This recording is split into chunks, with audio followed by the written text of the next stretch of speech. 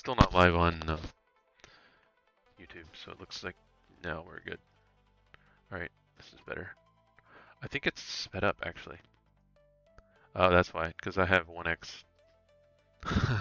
So I have a YouTube, it's like a global speed, video speed control. It also works for audio and um, any kind of streaming, so that's kind of interesting. I did notice, however, my screen is very dark, so I'm wondering if that's part of um, part of um, the way that it works. So let me see if I can see myself live. 8 days ago. Okay.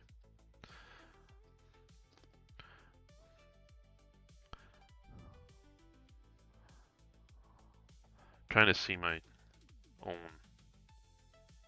Actually, Twitch probably is the best bet.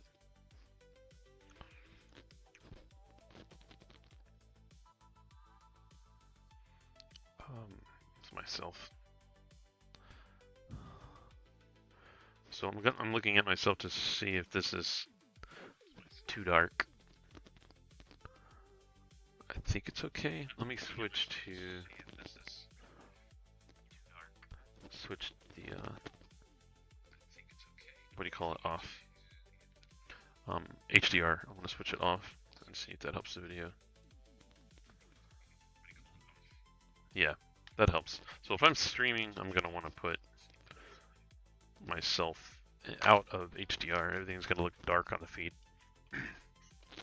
So anyway, we have our Jambo here. We have our root folder, which is missing. I think it's two of the same folders, more or less. WebUI old. This is the new WebUI. That's the old. I don't really think I need this. So I'm gonna go back, way back to my PyCode. So this is my root directory that has a NCP in here. So I want to ask it,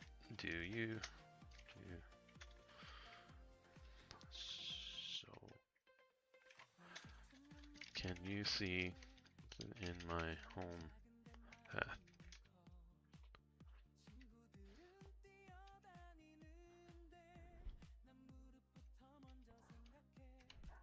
Can I break out of it?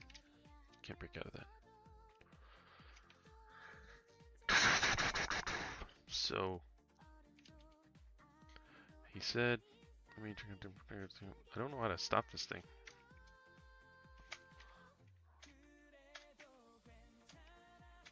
How do I stop it? I can quit. I don't really want to quit though. Oh, that just completely broke out. Get rid of the chat for now, because none of that works. This is so bad, this music.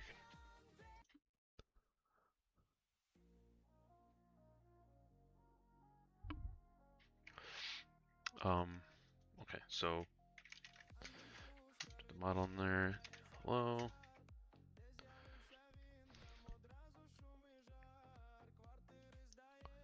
What is your home path in? Oh, okay, let me see.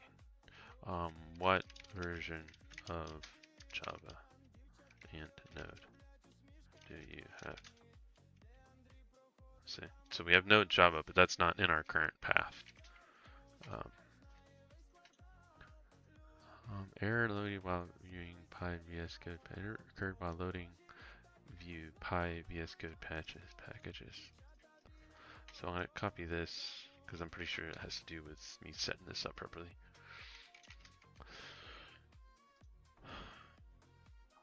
The VS Code. This is the error I got. I'm using research mode because I was using code mode and it just doesn't do good enough. So the idea is to use the research mode in Kaji, so I can use local models eventually. I was using root code, and there's just a lot of context lost there. There's a lot of extra stuff. So we'll see. We'll see. Pi. Pi is not installed. Installed it. Yeah, I'm running. I have Pi running. So we're gonna go back to this. I have Pi running. So I'm gonna quit because I'm still troubleshooting this extension. So Pi version. Step 2. Your user bin pi. CD pi.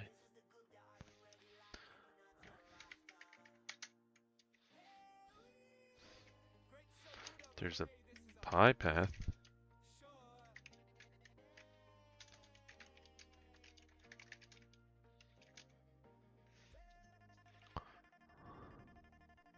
So I'm gonna kind of give it this.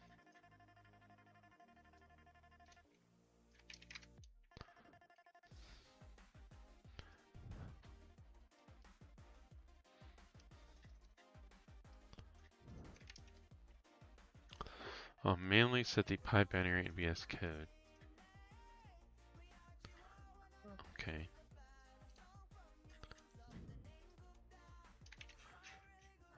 Pi is installed and working with local models. Help me step by step and wait for output before the next step.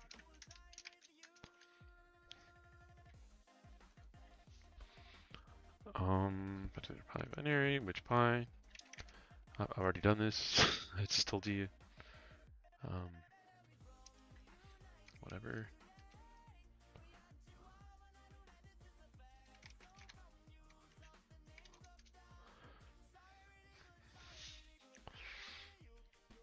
Control Shift P. Okay. Paste a screenshot of the contents. Control Shift P. Contents of what?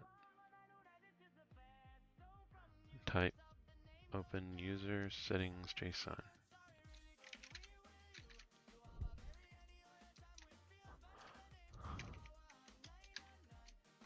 Control Shift P. Shift P. Nothing. It's empty. Completely empty. It's asking for screenshots. Haven't had the best luck with screenshots. Yep. Exactly. Every fucking time.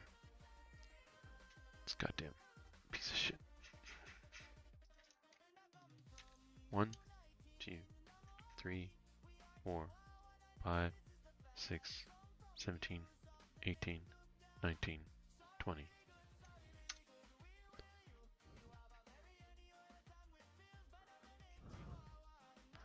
Okay.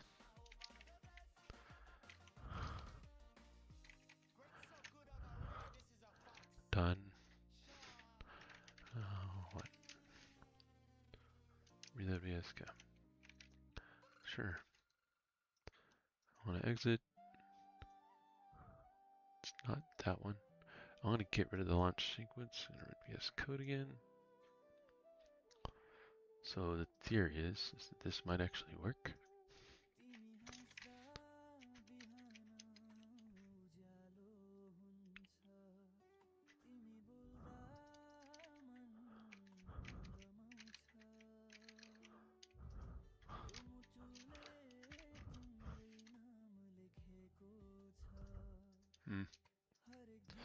Let me just start Pi first, I guess. There we go. Feel like that did something? No, it just says I want to give it this whole kind of window here. 1, 2, 3, 4, 5, 6, 7, 8, 9, 10. God, this music is so bad. I can't.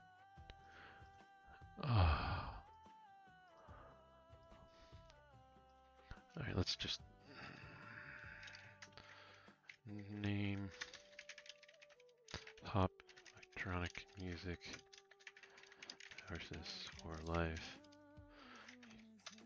streams that is not DRM. Top 5. What is it? No, is dog shit.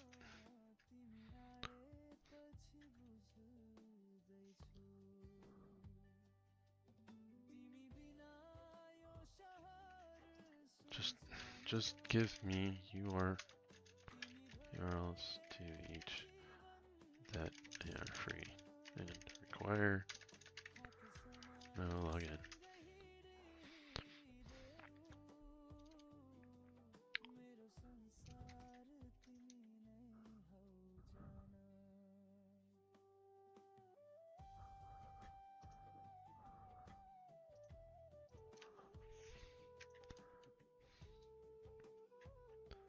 This is so bad. Can I just play all?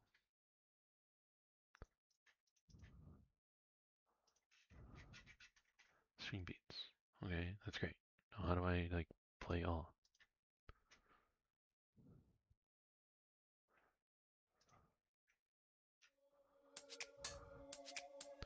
That's really loud.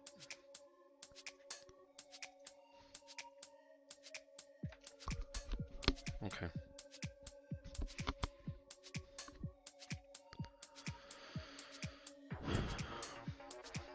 Oh, it's gonna be very loud.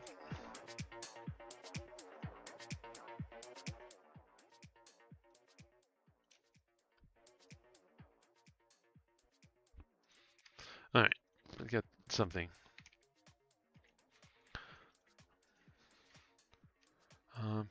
The package view still there. Separate issue. Package side view.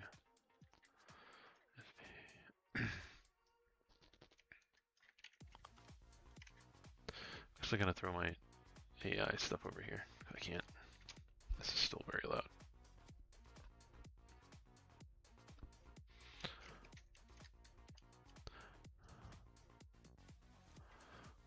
I'm so confused. Control-Shift-P, type output, focus on output view, and press enter. In the output panel, click the drop down.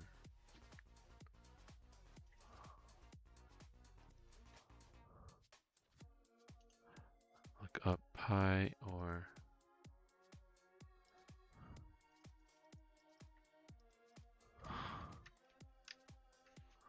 I don't see anything.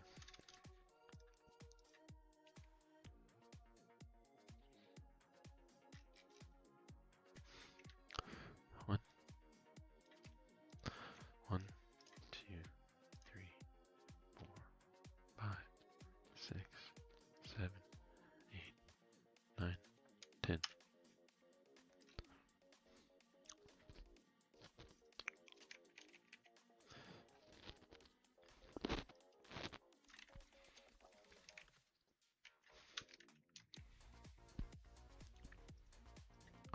No idea just what happened.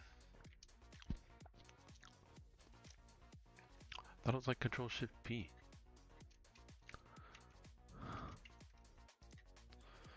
I'm not really an extension host.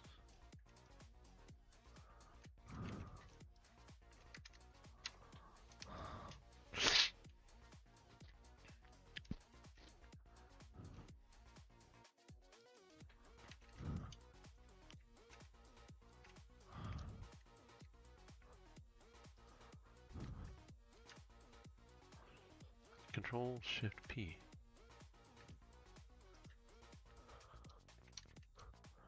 So confused.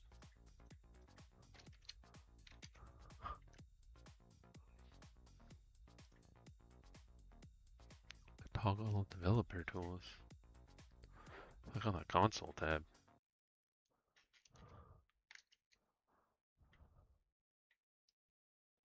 Look for any red errors. I don't know, bro. We're like debugging.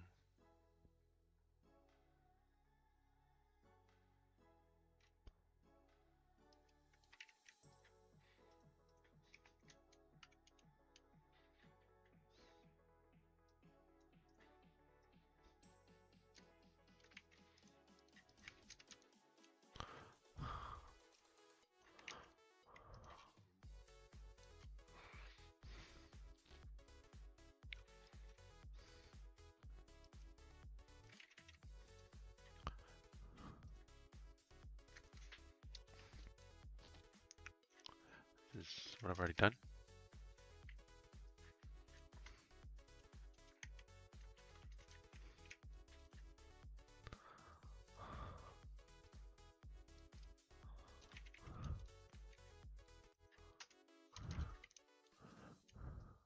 Exit. Start this up again.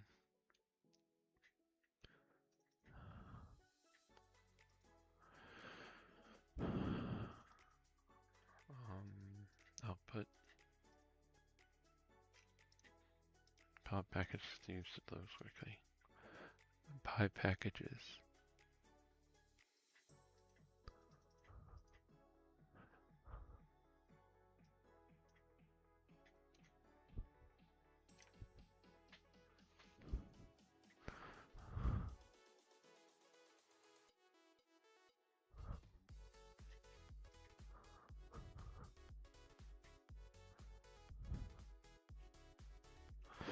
It says xc install whatever. That's not a command I have. I'm just gonna go through the directions.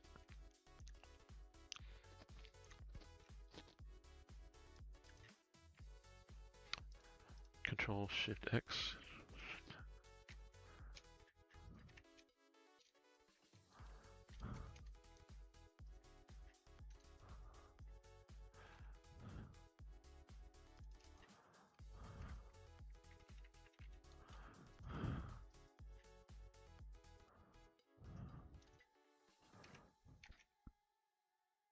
Oh.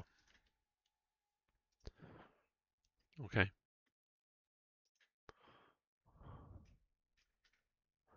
It's kind of weird, but okay.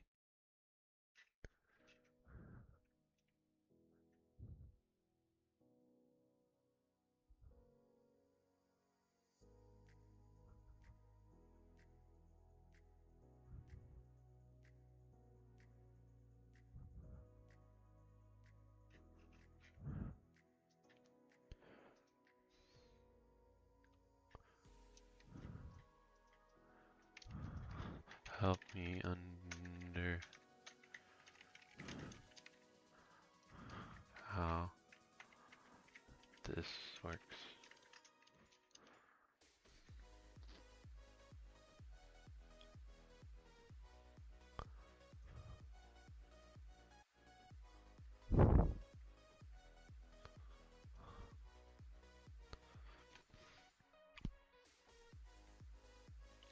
I think I need to turn this down.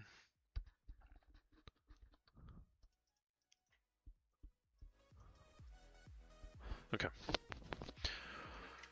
So, I've got this weird terminal window open, which something. It's a lot. Help you understand how this works. Let me examine your managers. Yeah, extensions.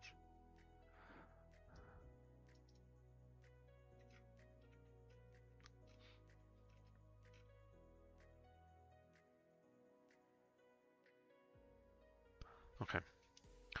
Let's do search.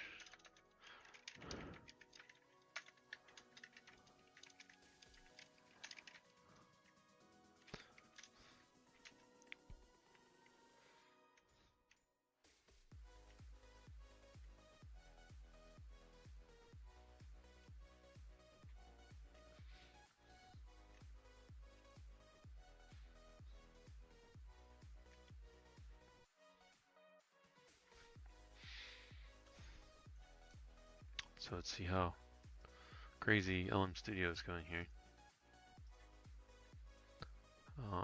Here's our debug window. Make this bigger. Where's like where we can see it counting? Somewhere you can see it counting. I think it's up here. I think it's done. Whatever it's doing, what it's doing. No, it's not. Is it working on the output of that? So here's our context. I mean, this is supposed to be a small context window, and look at that. That's a lot of shit. And that's a post.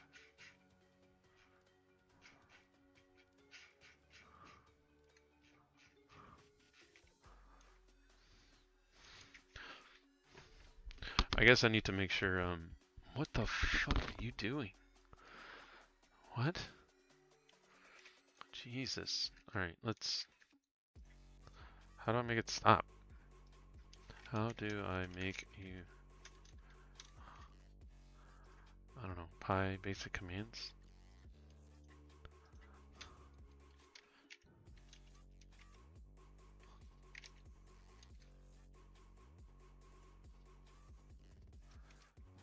Stop!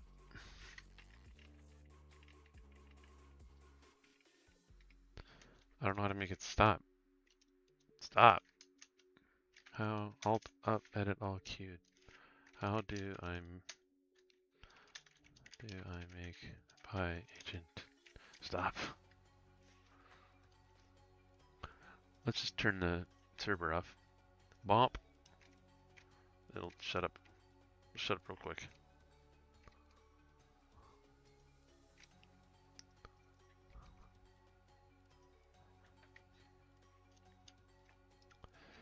Okay. How do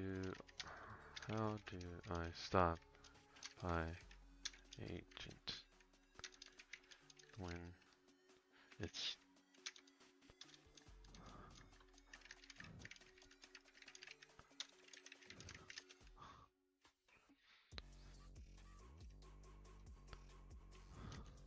okay. Operation aborted. Okay.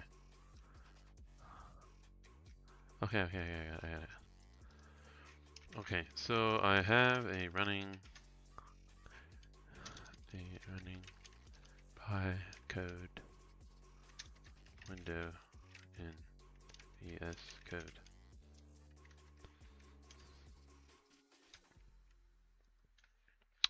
Somewhere up here. Yeah, Pi code VS Bridge. I'm gonna copy this.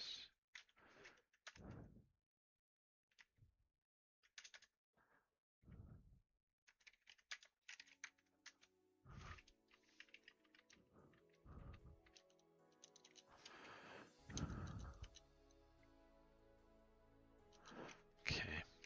I need to somehow find this.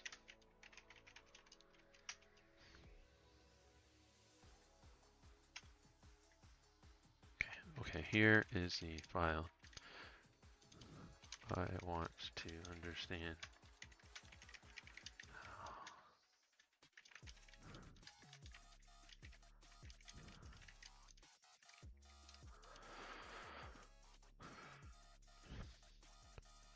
I mean, this looks like it. I go click here and then I click here. An error occurred while locating PiView the package.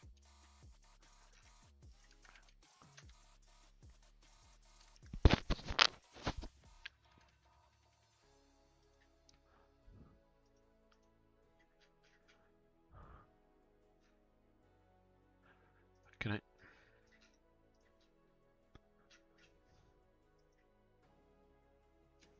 Let me turn on Talon Voice. So I've been messing with Talon a little bit lately. They are working on a pure GPU based. Right now it's not perfect. You have to talk a bit like a robot, but it's still better than nothing. You can actually control the whole thing with your voice. And go back here. Dictation mode. Dictation mode.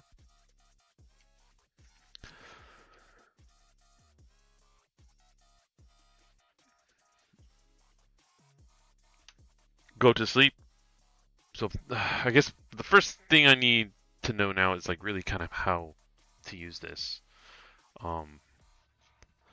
Instead of trying to whatever. So understanding the Pi, this is a VS Code extension that allows Pi coding agent to communicate with VS Code. Let me explain how it works. Key components, communication layer, status updates, how it works, usage. Which essentially provides a way for Pi agent to interact with VS Code, their native code and okay. I have the error when I dictation mode. Wake up. Click the Pi code tab. I get the following error.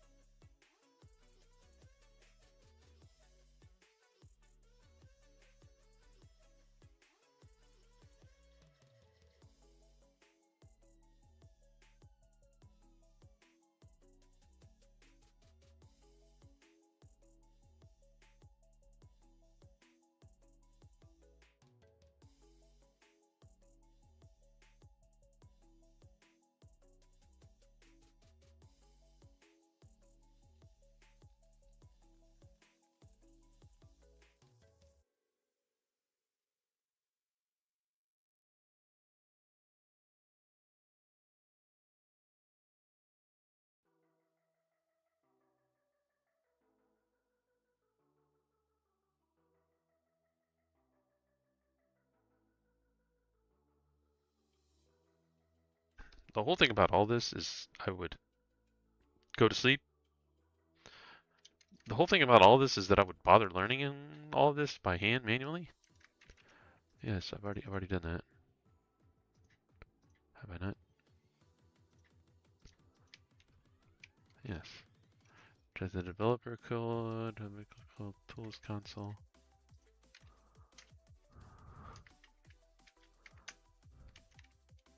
And the Control Shift P. Control Shift P.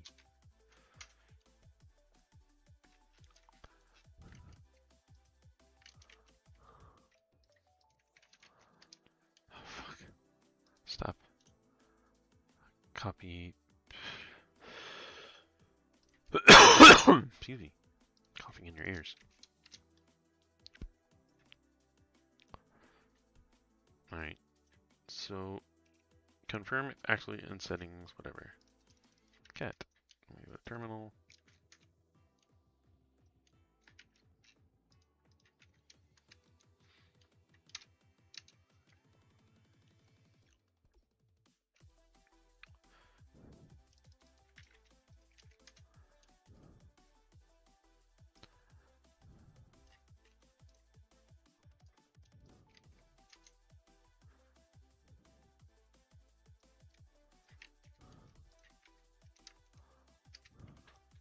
No packages installed. Okay.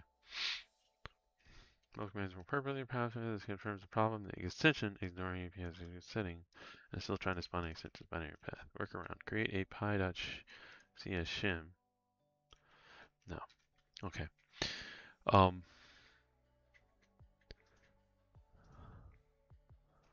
Yeah, I don't really know how to.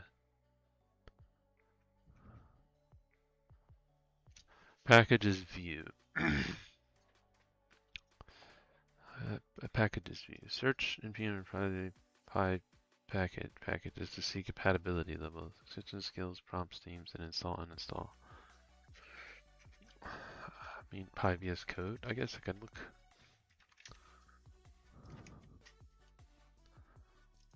And watch video.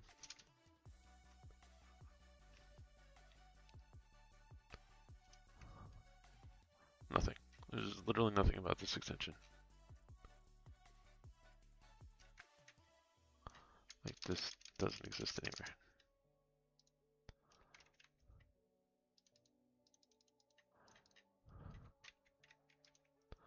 Project number 13, Pi VS Code.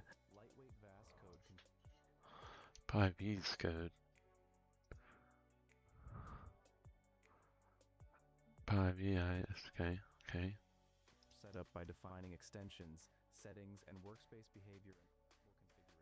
The project integrates with VS Code through standard configuration files and scripts that apply consistent tooling across machines. Execution happens locally, allowing developers to bootstrap a ready-to-use editor without manual bash.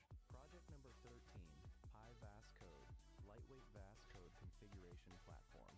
Pi VS Code is a developer configuration tool. This is just AI slap.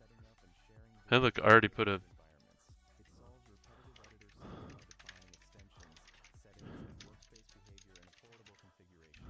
The project integrates with VS Code through standard configuration files and scripts that apply consistent tooling across machines. Execution happens locally, allowing developers to bootstrap a ready-to-use editor without manual installation steps. Teams and individual developers benefit from reproducible. Yeah. Okay, well. Okay, so Pi packages installed PyYAM, Pi Power Footer, Pi NES.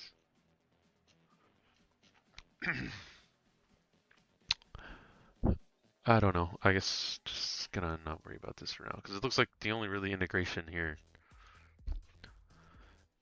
Wake up. So really the only integration has to do with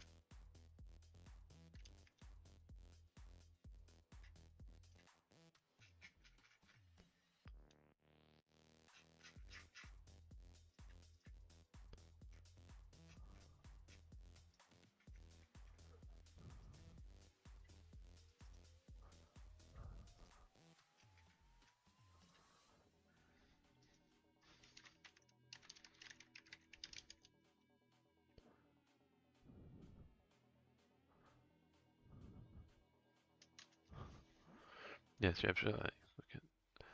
Go to sleep.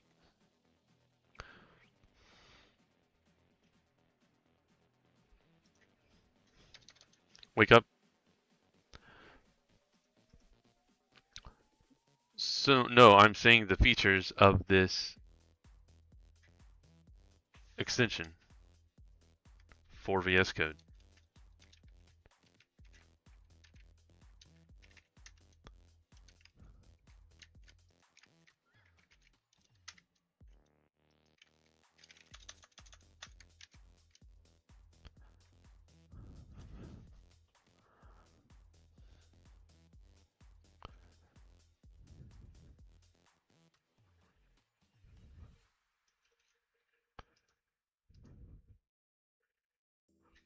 Okay. Okay.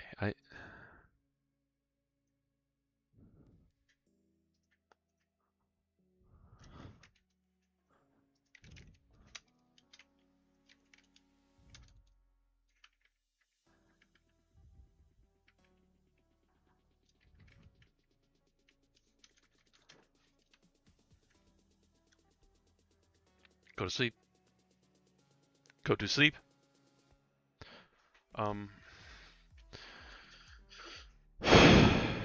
don't know. I'm kind of stuck with whatever's going on with this. Control Alt 3.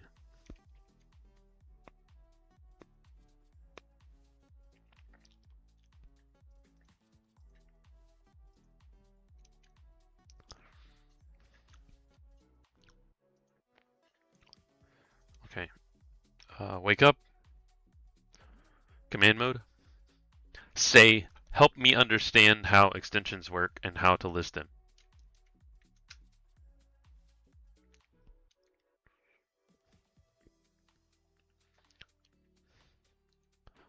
What are you doing?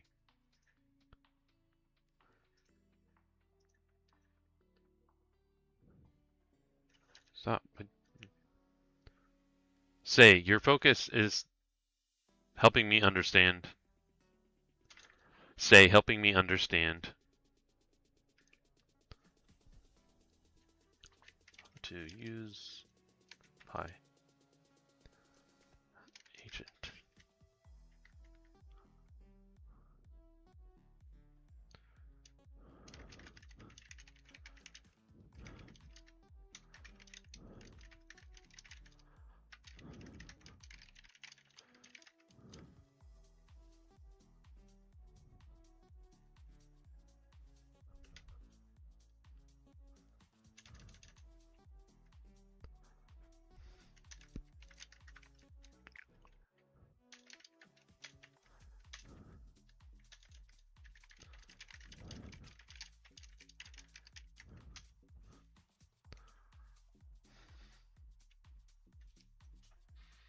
Defaults to YOLO mode. That's just, whatever.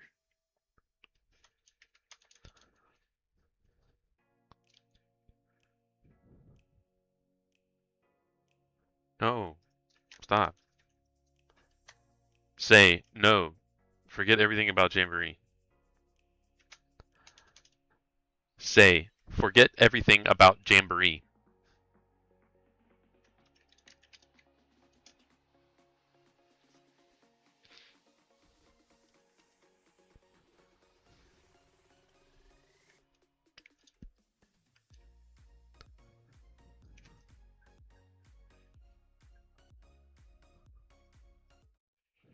What the hell was that? Oh, it must be somebody else in the chat. Discord maybe? Oh, I was like, what? I thought it was like the stream or something. Hey, what's up? All right, got the family away, so I'm poking around at doing too many things at once. Trying to do this Pi agent. It's like a lightweight, sort of like adder for local AI stuff. So I don't know if you've been messing around with any of this mess, but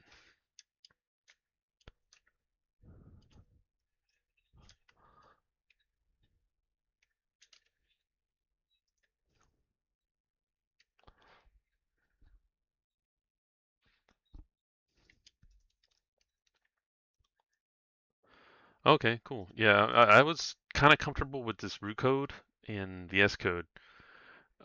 And then I guess there's been a lot of buzz about this Pi agent, which is supposed to be lighter weight and less, overhead.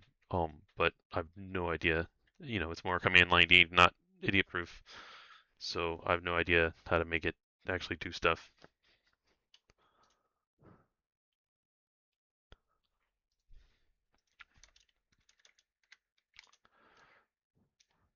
So I'm trying to get it to help me understand extensions because I already have MCPs that will do internet search.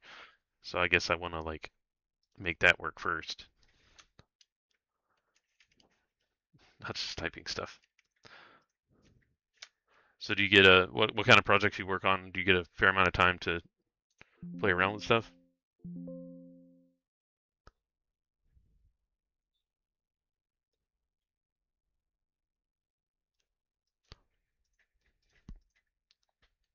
Okay.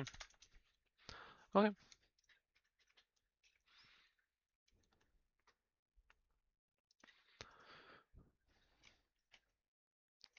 Okay.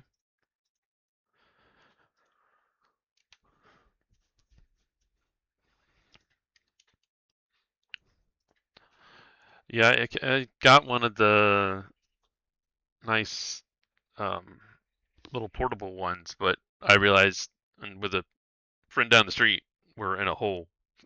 We're like 500 feet in a hole, so we can't see or talk to anybody. We can hear conversations, but we can't send anything outbound. So I think they're using the newer one. Okay.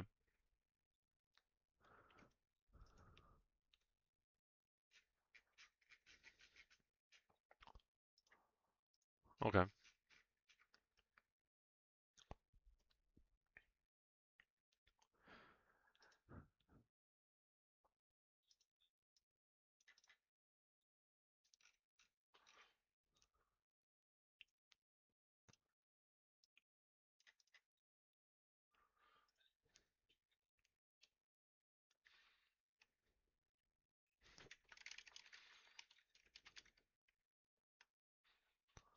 Mm,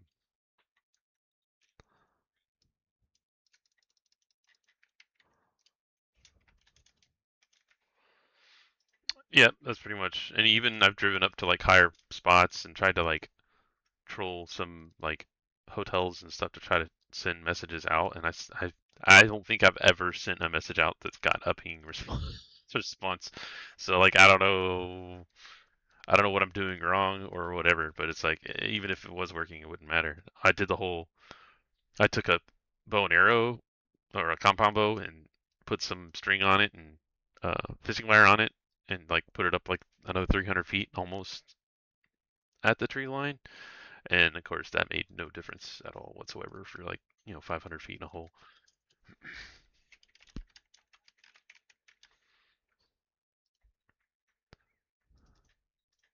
Okay,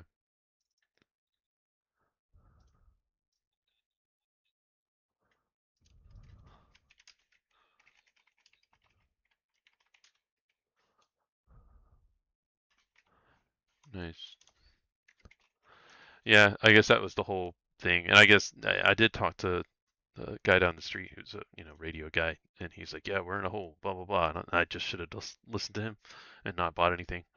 But I wanted to play with it somehow because it's something close to ham radio, but you don't have to need a ham license or muck around with it. So yeah, I just couldn't really get anywhere with it because it's I can't. I even was doing camping and hiking and stuff like that, and I could never send or hear any messages.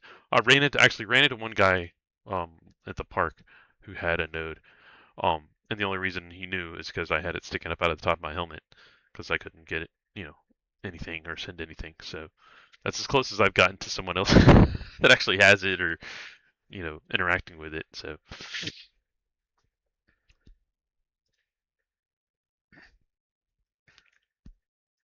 weird.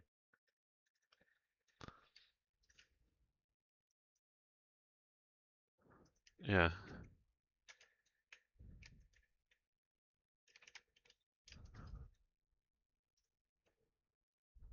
Yeah.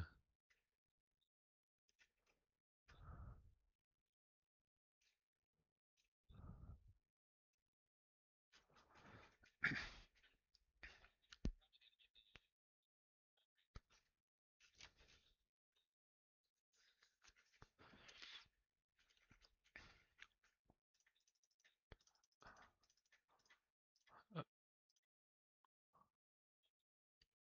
Okay.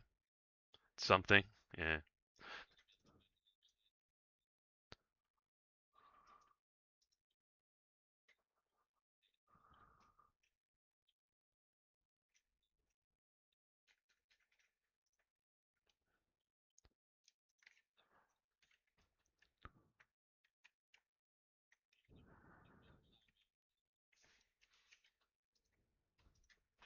Okay.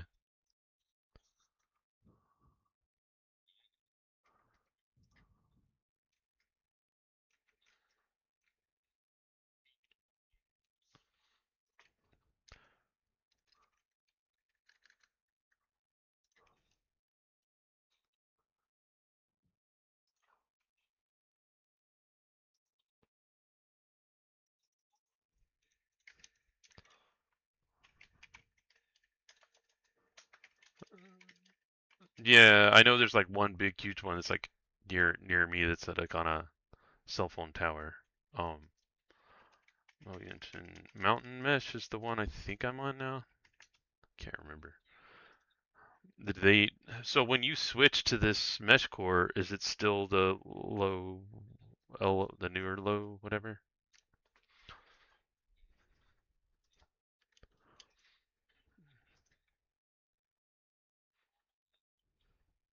Yeah, medium fast. So like it doesn't like if you flash it with this, because that's different than Meshtastic, right? But it's all the same, all the same.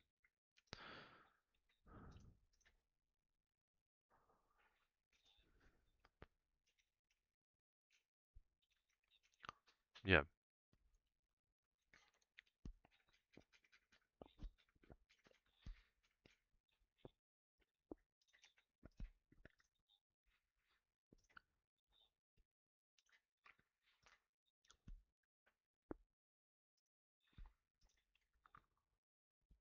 Yeah.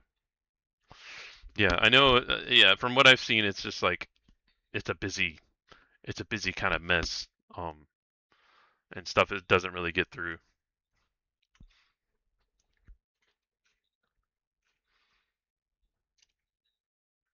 Yeah.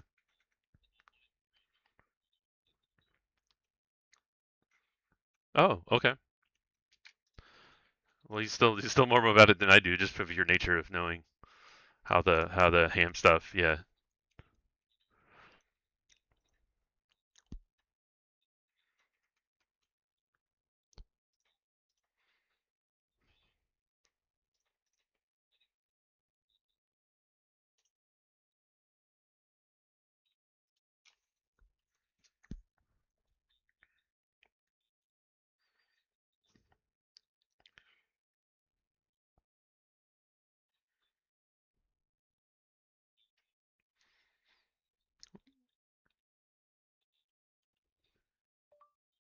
There you go.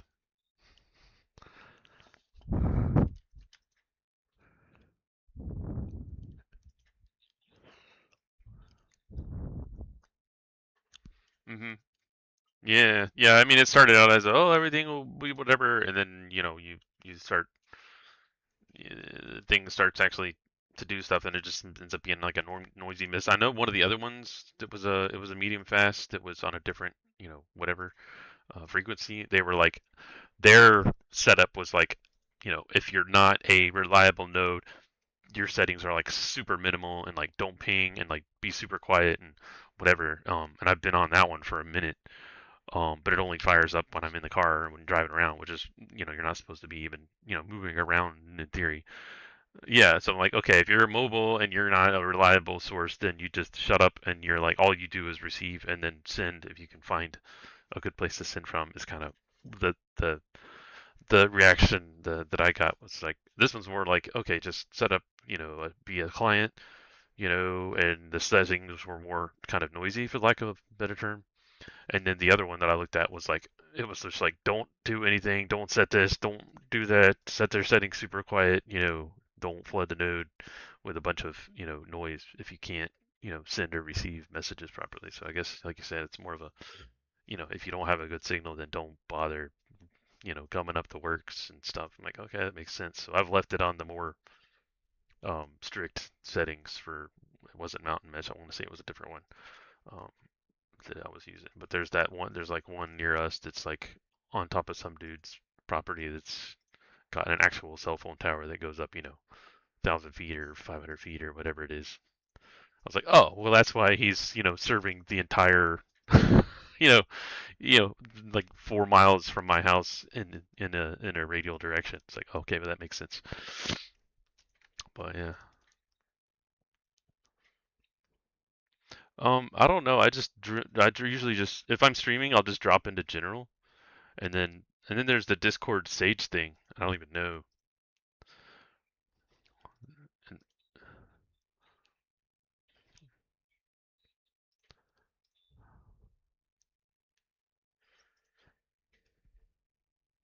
yeah, I try to go to like a high altitude place and see if I could even see myself, but I could never even see myself.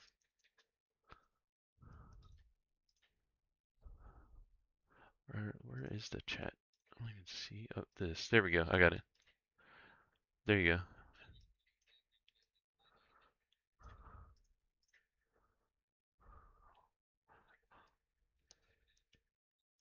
Yeah.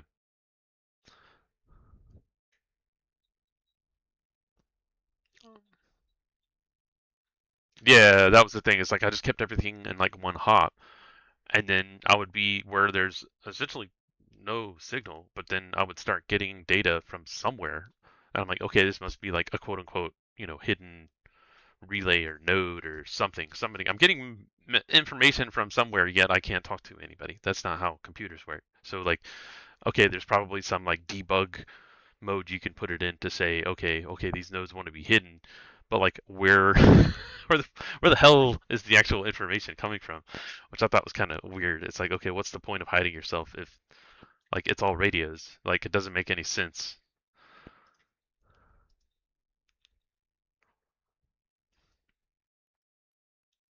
Yeah. Which,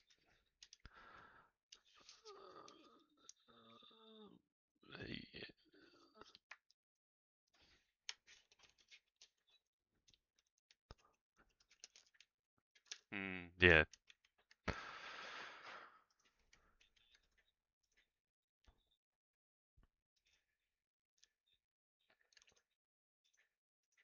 nice.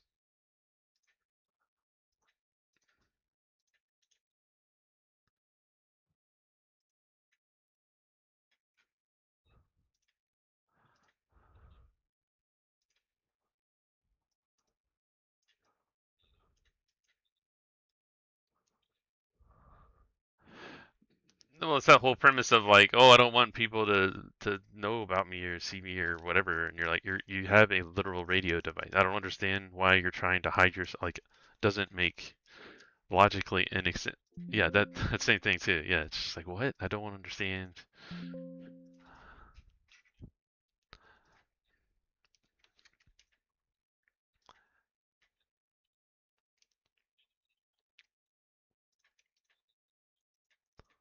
Yeah.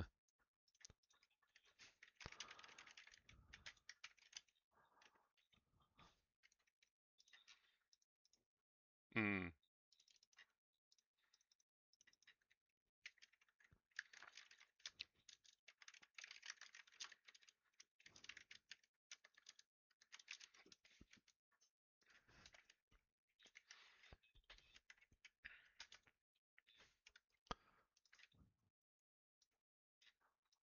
yeah. So could I mean, I worked at KPMG for I think 5 or 6, 7 years, something like that. That was like 15 years ago. And that was back when, there wasn't a whole lot of like boutique pen testing firms or anything like that that did security stuff for them. And then I did defense for probably the past 15 years, more or less. Um, and I fell into an offensive security position the past, I don't know, 8 months, something like that. Started like in November or something. Yeah,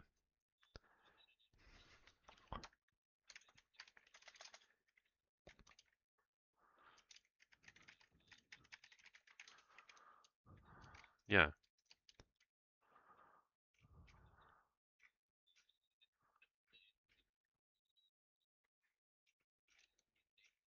Okay,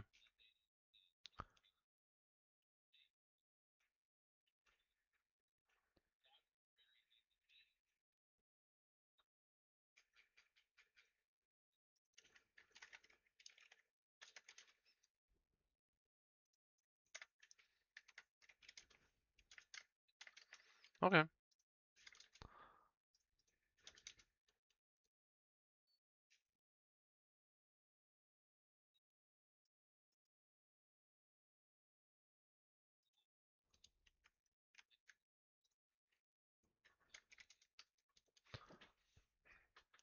okay.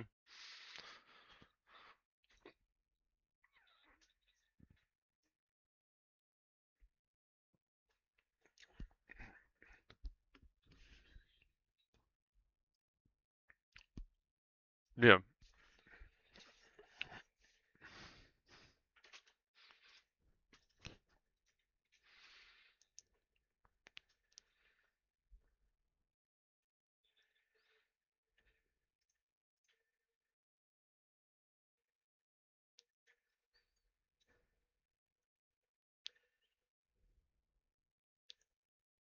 yeah, yeah. I mean, it's weird. People say, that everything's bad and there's, everybody's laid off, but then there's also people hiring. So it's, I don't know. I think we're in a position where it's not great, but um, it's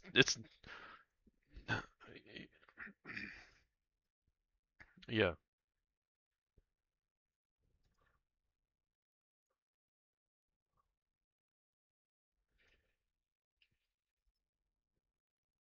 yeah,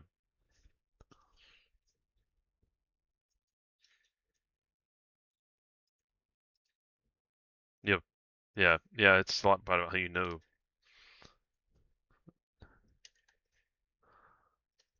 Yeah,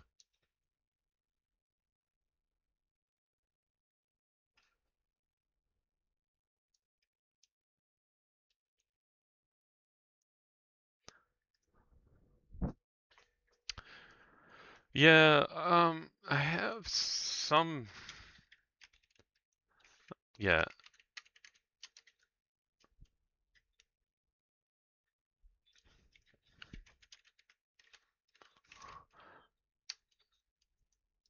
yeah. Everything's kind has kind of weirded around. I think this is the chat. No, that's a different chat. Where's the Discord chat? Um, yeah, this guy. I had a big huge notepad or a big huge Docs, Google Docs, but I've put most of the prompts in GitHub now. But it's kind of like the one that you might be interested in is called. It's called. There's two. One there's Master AI Prompts James Job in for resume. I think this is the original one that doesn't have my resume in it. Yeah. This one has like my resume in it. Um, the second one doesn't. I don't think. Yeah, there's two. One that has like my resume at the bottom, which is like an example, and then the other one is just a clean, a more original version of the same thing. So this is like the original one. Because the way I had it set up, Kaji, I use Kaji, which is like Google search but not horrible, and then they have an assistant. It's like the same price as Google, like ChatGPT a year. It's like 300 and something dollars. But they give you like custom agents so you can copy and paste, and they had a limit of like it was like 3,000 characters or something like that. So I had to compress the job prompt and then put my resume in there. And now they have like I don't know, they increased it to like 30,000 or something. So now I need to actually go back, take my original big prompt, and then put my full resume in there. But the idea is that, if you have Python or built into the agent, you can actually use that platform or use that prompt, and it'll give you like bars and charts and graphs to basically look at yourself or just send to the recruiter and say, hey, I'm a 76% job match for this thing. Like, so, it's actually comes from Skill Slicer or Skill Syncer. Um, yeah, Skill Syncer, and for it's like $30 for like 3 months or something like that. And it's the idea. It's like it matches your resume up to ATS systems. So there's a local guy here at the DC44 and stuff. He goes to meetups and kind of looked at some of his videos and talked to him for a minute. And he suggested I use this. And basically, it's an ATS system that you can look at the results for. Um, yeah, yes, yeah, that's the idea. Yeah, so the idea is, you look upload here, and this is like, oh, it's an 81% match, and then it tells you like soft skills are missing, and like, you know, um, like words you're supposed to use and things like, and there's like premium features which I had once I used it. But the idea is I did like 3 or 4 of those, took all those results and uploaded it to AI and told, hey, can you give me like a compressed version of this in an AI prompt, and it made it. So like now I have basically Skill Syncer more or less for free, and I don't have to pay anybody for it. It's like, so this is just a bunch of AI prompts, you know, based on what this is doing. Can you give me a list of, emulate this service essentially? So yeah, it gives you like little graphs and charts, and you might not be able to see my screen, but um, yeah, yeah. This is like, I don't know if you can see my shared camera thing, but this is like an example of like some of the little bar charts it creates. So it does like the little spider graph, and it does little bar charts and says, okay, well, there's the gap in hard skilled, soft skills. Yeah, I've been kind of sharing it with friends and family and stuff. It's kind of too complicated for most of them to use. But I'm actually I'm working on it locally so I can use it, give it to other people, and then it'll actually render the uh, the graphs for you. So you can just, go to the website, put in the URL to the job, or put in the job post, and it'll give them basically the same thing without having to do a bunch of weird copying and pasting. But yeah, that one's pretty cool. If you're looking around for work or jobs, and I don't even really respond. I copy and paste the job, and it tells me if I'm what I'm missing, and then I'll actually go back. I have a little notepad, a Google Sheets that says, okay, I need to add this because it's actually missing because I've been, maybe I spent 4 years doing it and just didn't put it in there because I'm old or whatever. So, right, that's right, that's right.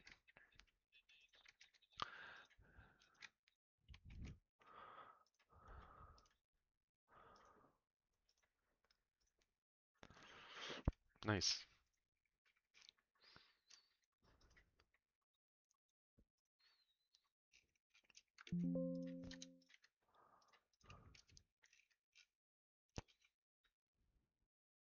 There you go.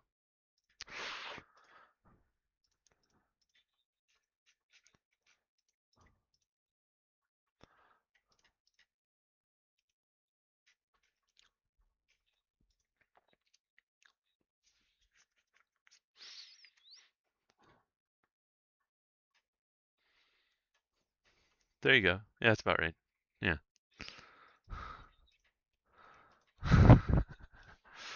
Yeah, I mean, the kids, they can learn fast, but there's also like, um, you know, the wisdom of working with people and all that doesn't hasn't really come with me very much. I'm just now kind of getting a little bit better with the soft skills aspect of it and keeping myself from going ape shit when I'm working with people. So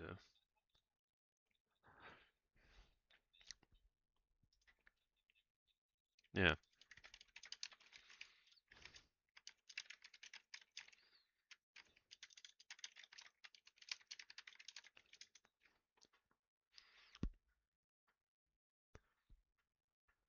Hmm.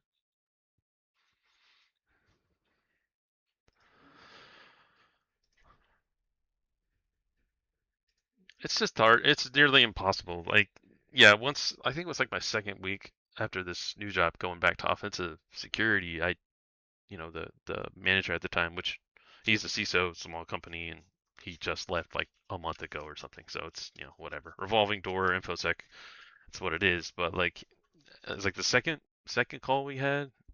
He's like, "Oh, how you like it?" I was like, "Well, it's nice to be back with my people again." And everybody just kind of cracked up laughing on the phone because after trying to, mask and pretend like, you know, people don't, just the toxicity of corporate America just like turned me into this, toxic kind of defensive whatever. And 2 weeks in, it's like coworkers are offering to help and they're being collaborative, and ideas are coming up, and like, okay, well, for future projects of how to do automation, it's like, okay, well, where I've been working the past 15 years and maybe one person, two people have been like that in my entire, working on the defensive side at corporations. It's like, okay, this is where I should be. This I should not have left. I just wasted, 15 years of my life trying to be something that I can't be by nature, right? It's just too hard to put on that all the masks and the mental gymnastics, right?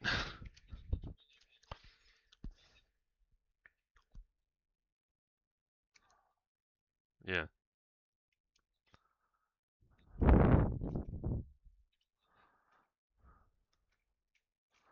Hmm. Yeah.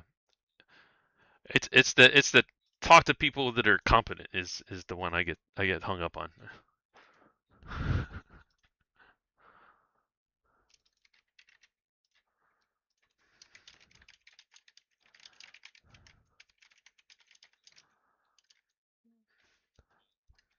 There you go. Yeah.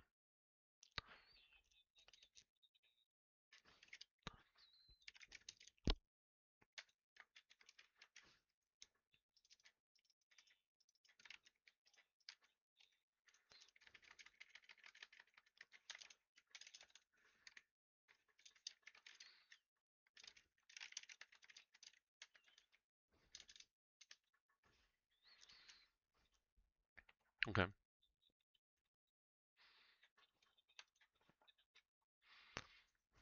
Yeah.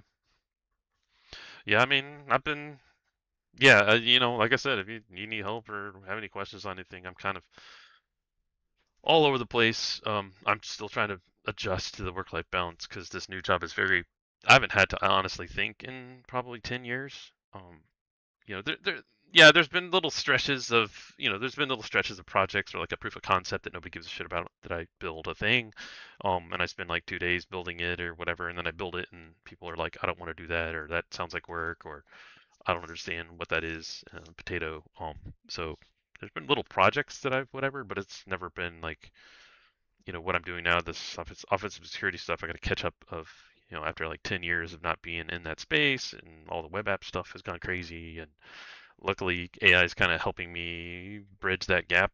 Um, so we're like writing, automating all our reporting.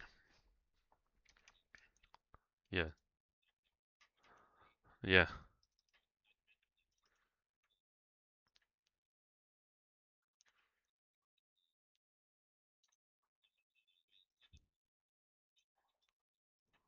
yeah.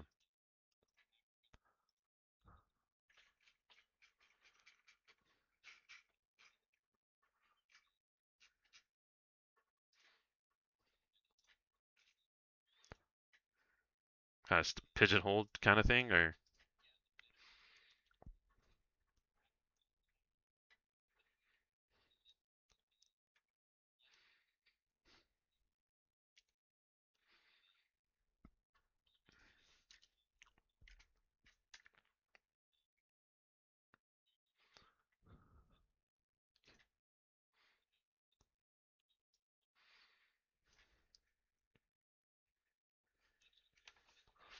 hmm.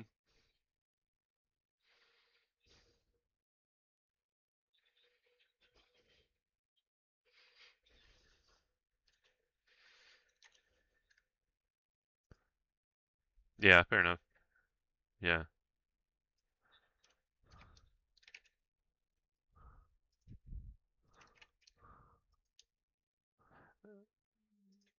Yeah.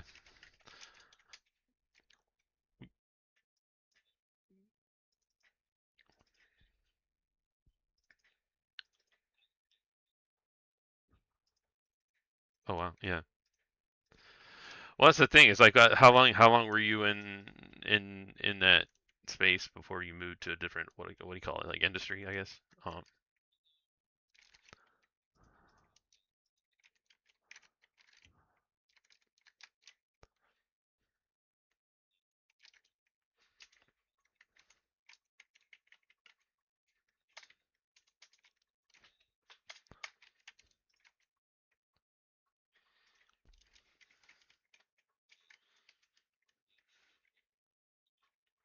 Okay.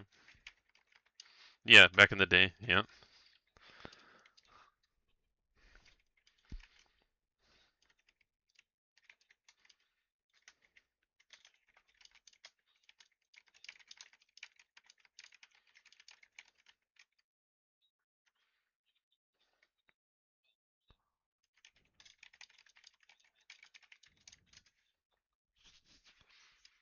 Okay.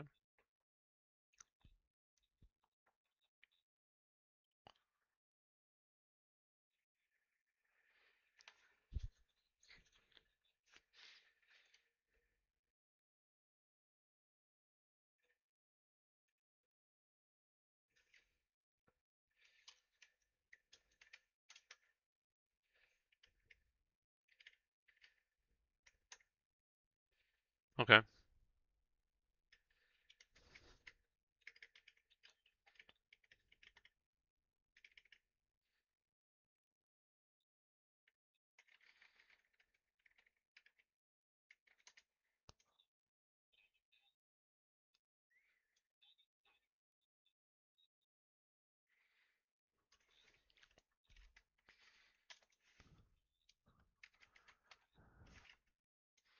There you go.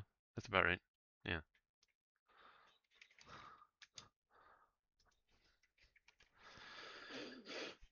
Yeah, it's bad.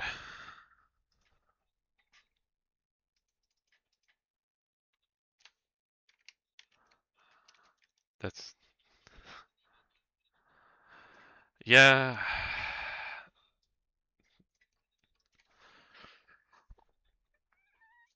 Yeah, that's it's what was it even before we had AI, it was like, the red teamer is indistinguishable from a regular, you know, engineer.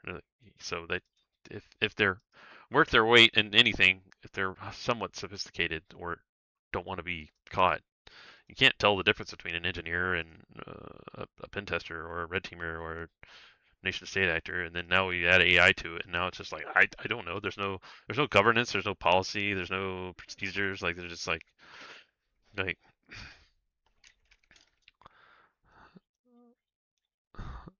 well, yeah, yeah. Yeah, compliance, governance. Like, what are we gonna do? How do we audit it? It's like you don't. It's not a thing.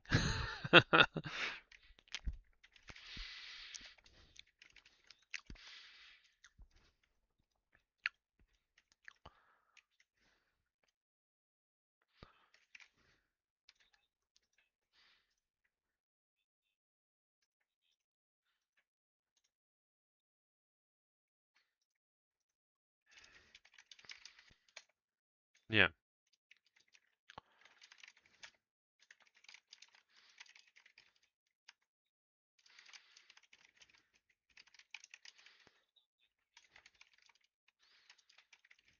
yeah.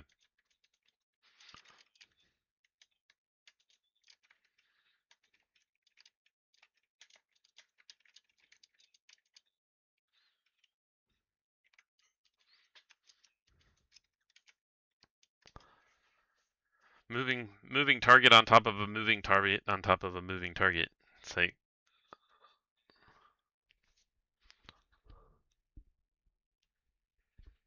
yeah, just people doing whatever. Yeah,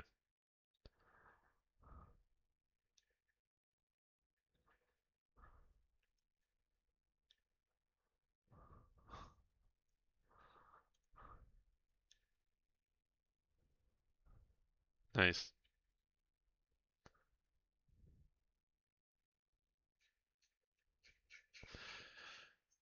Uh, I mean, we've been working with it pretty heavily. There's another coworker who's very heavy into it.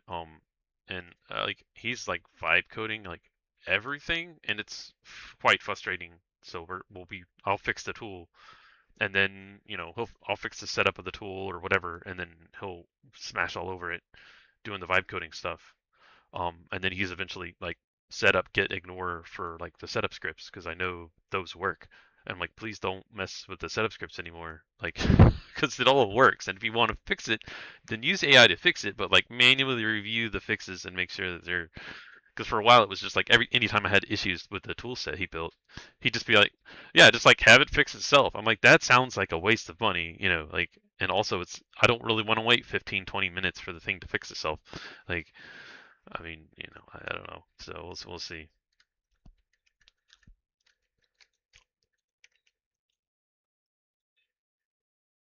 Yeah,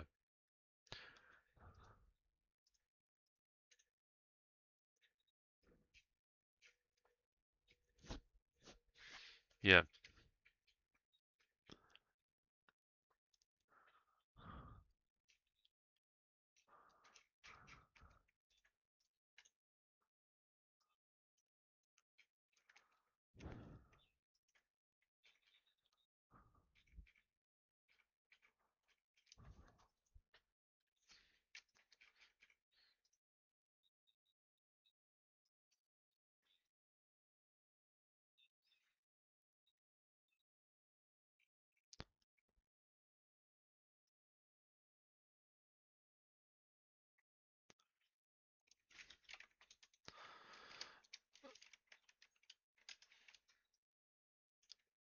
yeah. That's kind of what drives me nuts. It's like if I don't understand what it's doing, it's inevitably going to fuck up, and then it's like,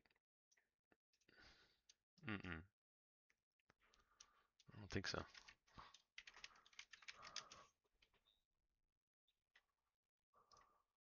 Mm,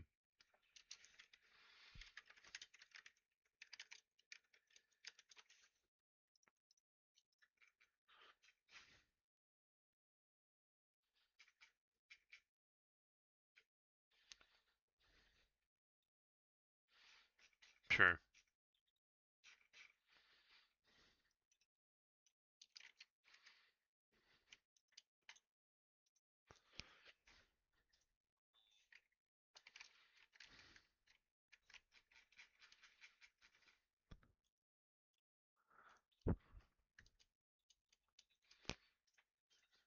There you go.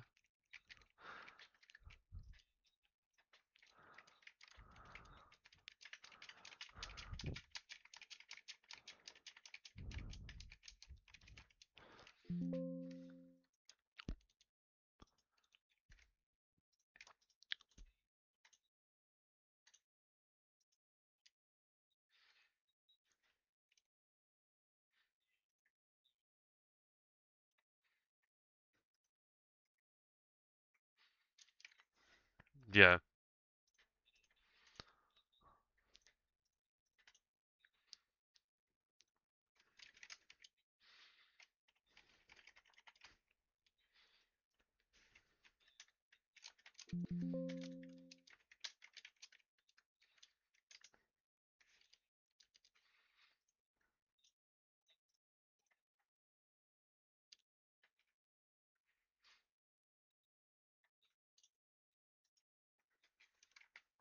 yeah,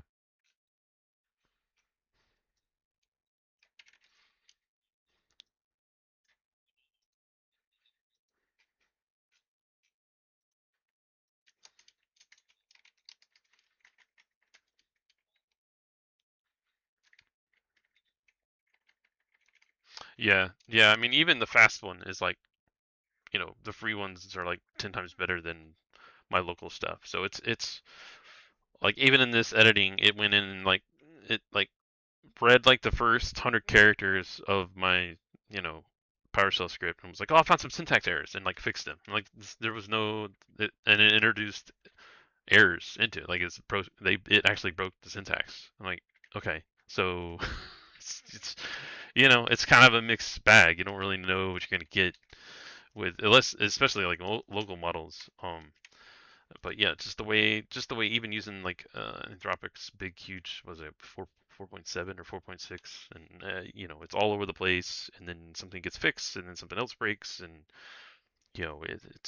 it's not what what you want it to be. Like for little things, sure, and then you just kind of have to like micro segment everything out. Like I had AI actually rewrite this PowerShell script to give it like a UI, like a with a UI window with like the output, and now I'm regretting that because I can't see the like raw output of when there's errors. And so like now I've kind of got this weird UI thing with a window that I can't really, if it's something craps out or there's a syntax error, I can't see anything. And PowerShell is not great for like troubleshooting its own shit either way. There's not like an easy debug mode. So now I have this like UI that I don't really I can't debug anymore. So it's like, okay, do I get rid of this output window and just go back to normal, UI with like another window of the console so I can actually troubleshoot it, or do I just like keep on trying to figure out how to fix something that I can't see the output of? So it's just, it's like, oh, it looks cool or it works great, and when it does, it's fine. But like, there's stuff that I've implemented that I can't troubleshoot because I can't see the output anywhere else because I told it not to put output of anything anywhere else. So like, you start going down a path in the cycle, and you realize, I shouldn't have done this because I'm not a programmer or an engineer, and I have no idea what I'm doing. So now I have to like, take the chocolate out of the chocolate milk now with this project and kind of go back to yeah, it's like okay, well, like now I like yeah, same thing. It's like just like so now I have like all these start process logged, which that's what goes to the original instead of start process. It's like start process logged, and like yeah, you can run that, but like not all the output goes to the window because it's just the way piping and output input is set up. It's like so now I have this like, okay, well now I have to like go through and fix all this and make it so that I can actually develop it more if I want to. Um, it's kind of a dumpster fire now. I mean, it's like 3,000 lines of PowerShell. Like it's just kind of a mess now. Yeah, so like it's got a bunch of different features. It's like the whole left side. It started out as an Android project for like testing Android applications. And now it's like anything new I do, I pretty much put it in there. Um, PyDev. So the idea is like this is like instead of like if have you heard of like Chocolatey or maybe even like what's the other one? The other portable frameworks that are more Python based. Um, Cart, Carnot, Cart, Cart, and there's another one called that's a type of snake. And anyways, it's like another pack. Yeah, the Anaconda and Conda Light and like there's another Conda lightweight one. And they're great. But they also listen to like all your existing environment variables. So this Jamboree basically resets all your environment variables, and it's like completely portable. So like no matter how fucked your environment variables are, and like you got 6 versions of Python, and like it no matter how screwed it up, yeah, yeah, it's well, that's it was kind of part of that. Yeah, yeah. Well, the thing with the virtual environments is great, but not all code is Python. So like, I have some Python code, sure, I can use virtual environments, but then you get all screwed up when you're trying to do like weird CUDA shit or like stuff with Node or any other thing that doesn't support like virtual environment stuff. So um, the idea is that like it's idiot proof. I can just copy and paste the folder and zip it up and give it to somebody and it'll just work. Like no matter what you have installed, it'll just work. For the most part, there's only like a few things that use like um, the the PyCharm uses like the actual system call, not the registry path or the real environment variables. But other than that, there's not really anything that's like statically That's the whole point of this whole project is it's like there's no static links anywhere in anything. It's all supposed to be relative paths and stuff like that as you launch the script. So that's kind of how it's supposed to work. But so like all the left side stuff is all like Android development, Android pen testing stuff. And then the right side is just random security projects and stuff. I went through and cleaned up a bunch of stuff that's kind of legacy. A lot of like Windows Subsystem for Linux stuff I had, kind of easy, clicky stuff in there that nobody really cares about anymore, or I don't. So yeah, it's just kind of like a, you know, put everything in here um, setup to where I don't have to worry about. So yeah, and so like my portable like um, open web UI, I broke it, and because I didn't back any of it up, I'm like, okay, well now I kind of have to start all over. So um, I had like LM Studio portable sort of Python, or I had a PowerShell script for LM Studio that would automatically install and do a bunch of weird shit. And I kind of tried to incorporate that into here, and it mostly works. Um, and then kind of the next step is to like add all my shit to it automatically. So the idea is that if I work my whole setup, I could just click and have like an easy install. But at the same time, it's everything's moving so quickly. Like I've already spent like a day. Yeah, yeah, yeah, yeah. It's just like instead of having to do like 80 pages of documentation on how to set up an Android environment, you can do it in like 4 minutes.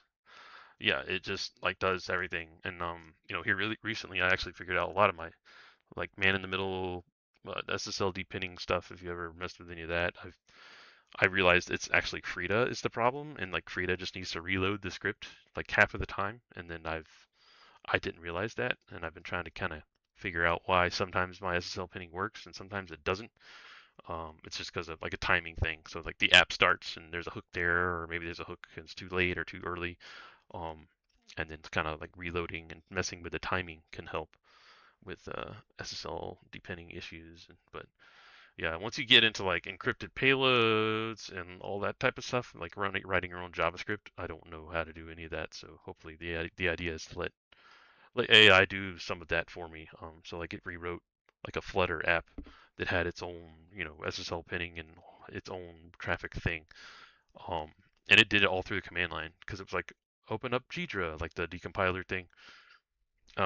Which I've never been any good at, like decompiling bytecode or any of that crap. I've always like never just had the attention span for it. But it told me to open up Ghidra, and I was like, no, you do it. Like, what's a command line drawer? And it's like, oh, it has a command line. So I had it run the command line and parse the output and create a patch, and it like patched the APK for me.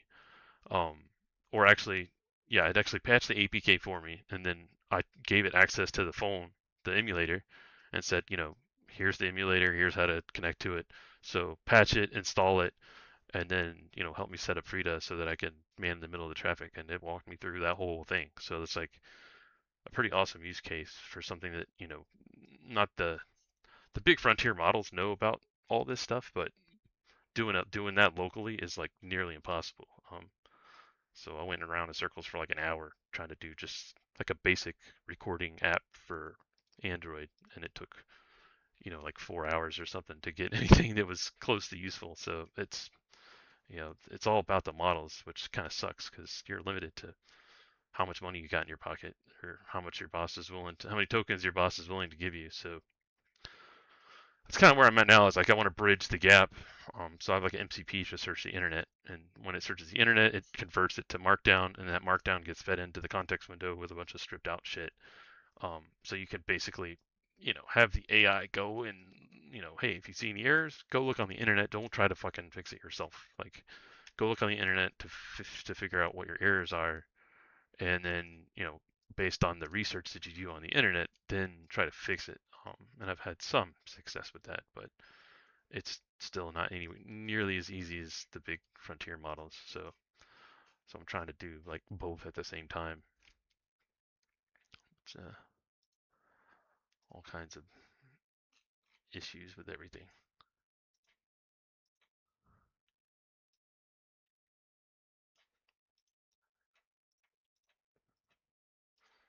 But you said you use Google's mostly? Yeah.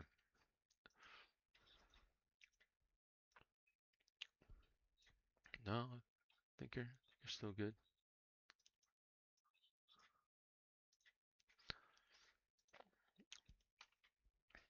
Yeah, I was hoping to when I got it up in the tree that I could get some kind of signal out.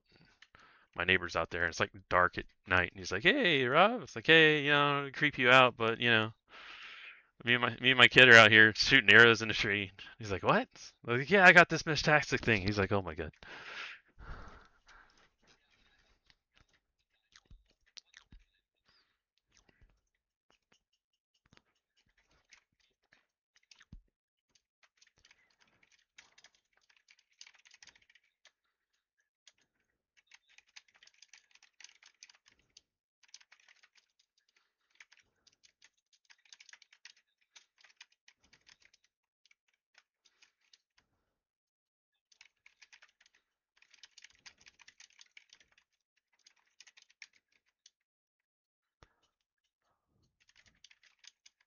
Nice,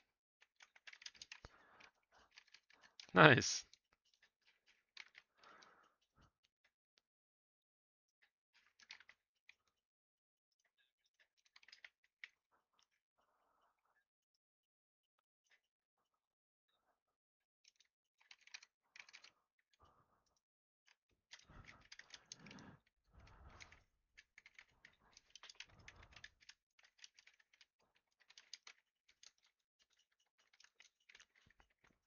And yeah, there you go.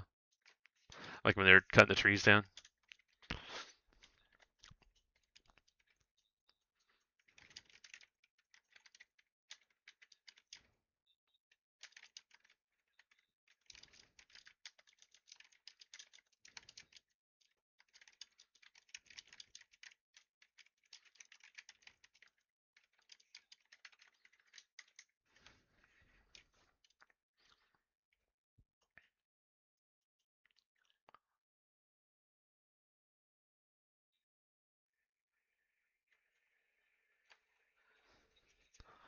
No.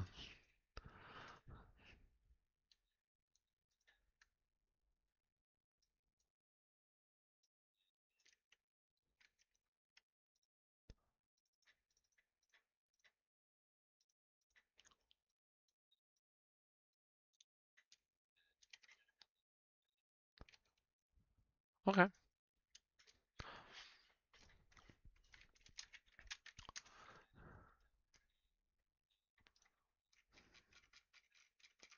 There you go. Yeah.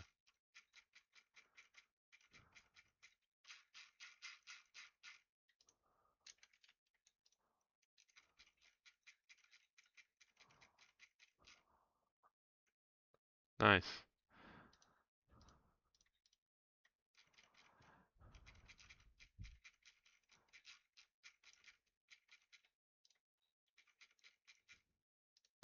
Yeah, I'm trying to find a decent screenshot. I just bought another weather station because ours was having to resetting all the time. Um, I think it was AccuWeather, one of the AccuWeather weather stations, I think. Um, I'm trying to find a decent screenshot of it. This is an older one. Let's see. But I didn't want to buy their custom display. It's the display I ended up buying was or the weather station I ended up buying was called a Tempest, and it's supposed to be like low maintenance, zero maintenance weather station thing. Um, and I still haven't read up how to keep maintenance on it because everything needs to have some kind of maintenance.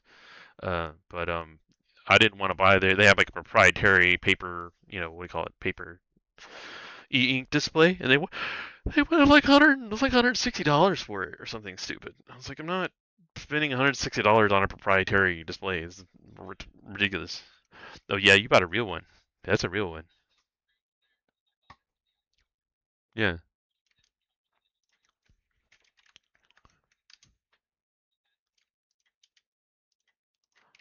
yeah, yeah,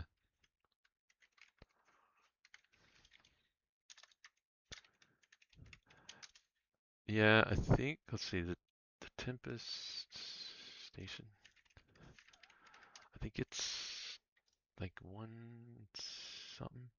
Oh, 393.49. It's 349, but it's like like a zero maintenance kind of weather station thing. Um, yeah,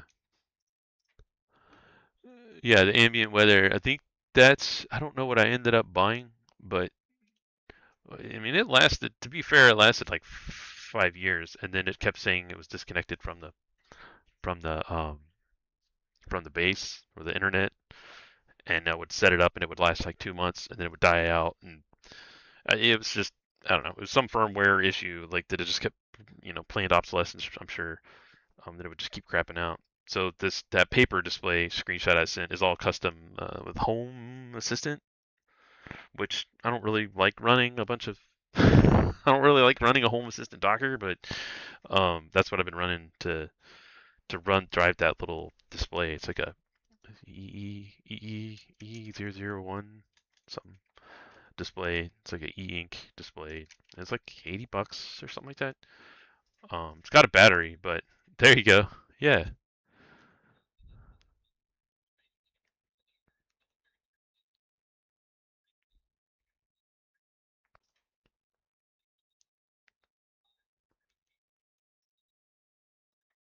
yeah. Is it?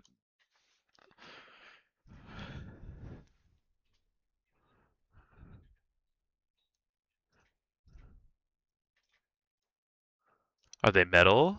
That's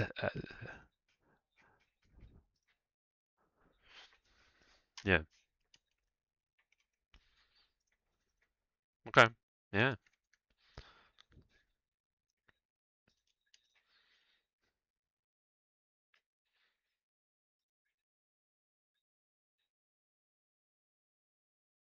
There you go.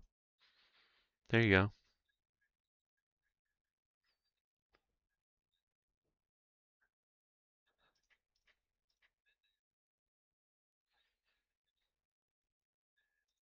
Yeah. Is there how's our problem is that like, no matter what, there's always like trees and shit getting in the weather station. So it's like, does it get stuff in it? Do you have to clean it, or how do you have it? Oh, okay. Cool.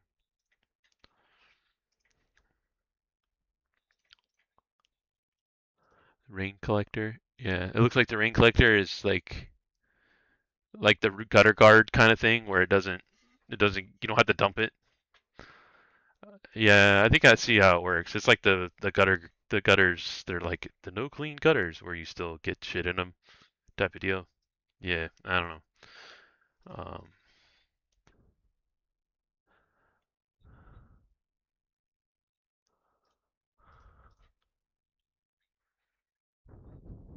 yeah,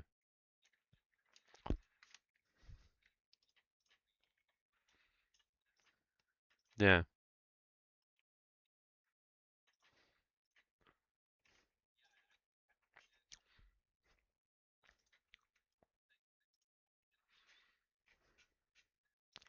yeah. I'm not supposed to. Yeah, I'm not supposed to get on roofs. Yeah,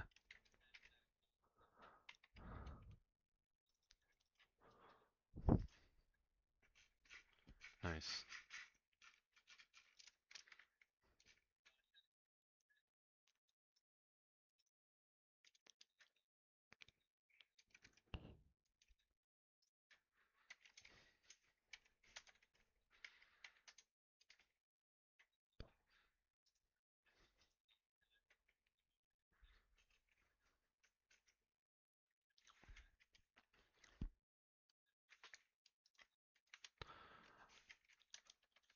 Yeah, I originally got it for my wife, and she just wanted like a thing to go on the dresser to see, how what the weather was outside, and then it's not it turned into this whole thing, and so she has the old one. Yeah, and so like she's, the weather station was giving me problems and it wasn't connecting to anything, and so she's like, I don't care. She's like, I don't care. Just it works fine. Don't care. Don't mess with it. I'm like, well, it's not working, so I have to fix it. So, like $400 later, and like 3 days later, this isn't perfect. I gotta. This is what you want. Don't mess with it. Don't mess with it. Don't need to mess with it. Yeah. Yeah. Yeah.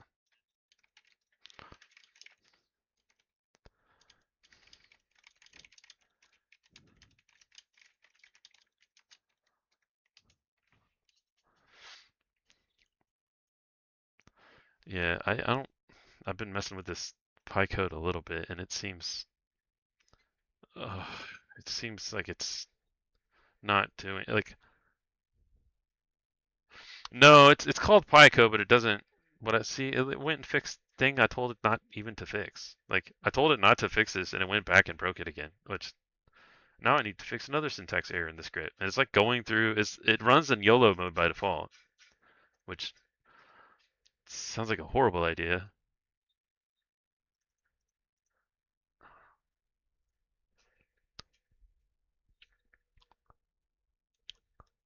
It's just like a text-based whatever. The LM Studio is the backend, the the LLM. But I think the problem I'm having right now is it's like waiting for stuff to finish in response, and the context window is filling up or something.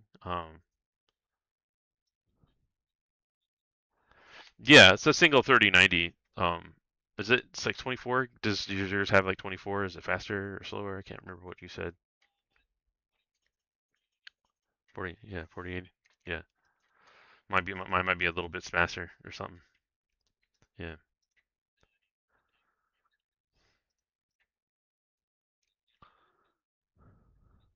yeah,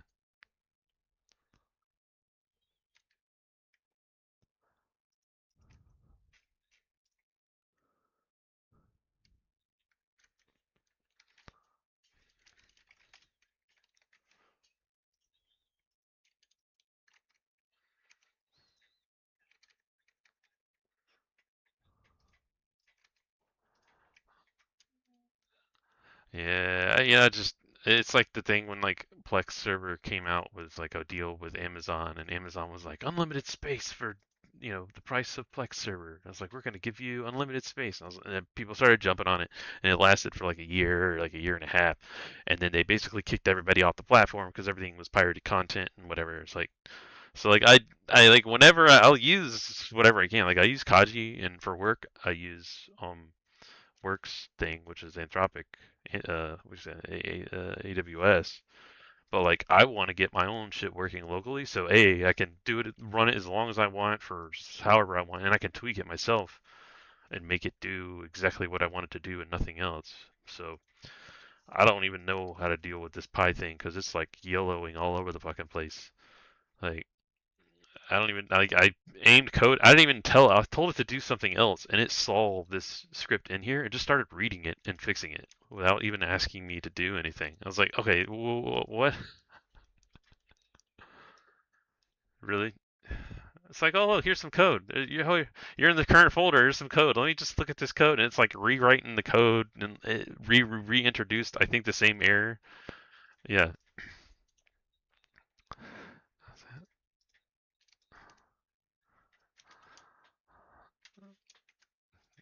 yeah,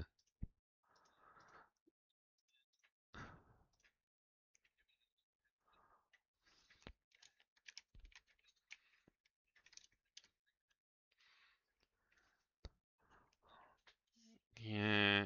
It's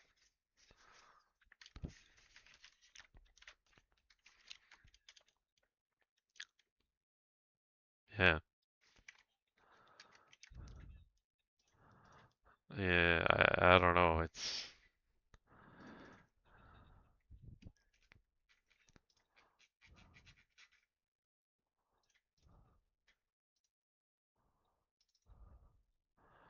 Yeah, this doesn't have any of that. I guess you're just supposed to like watch it and make sure that it doesn't go ape shit. Like I have no idea how you're supposed to.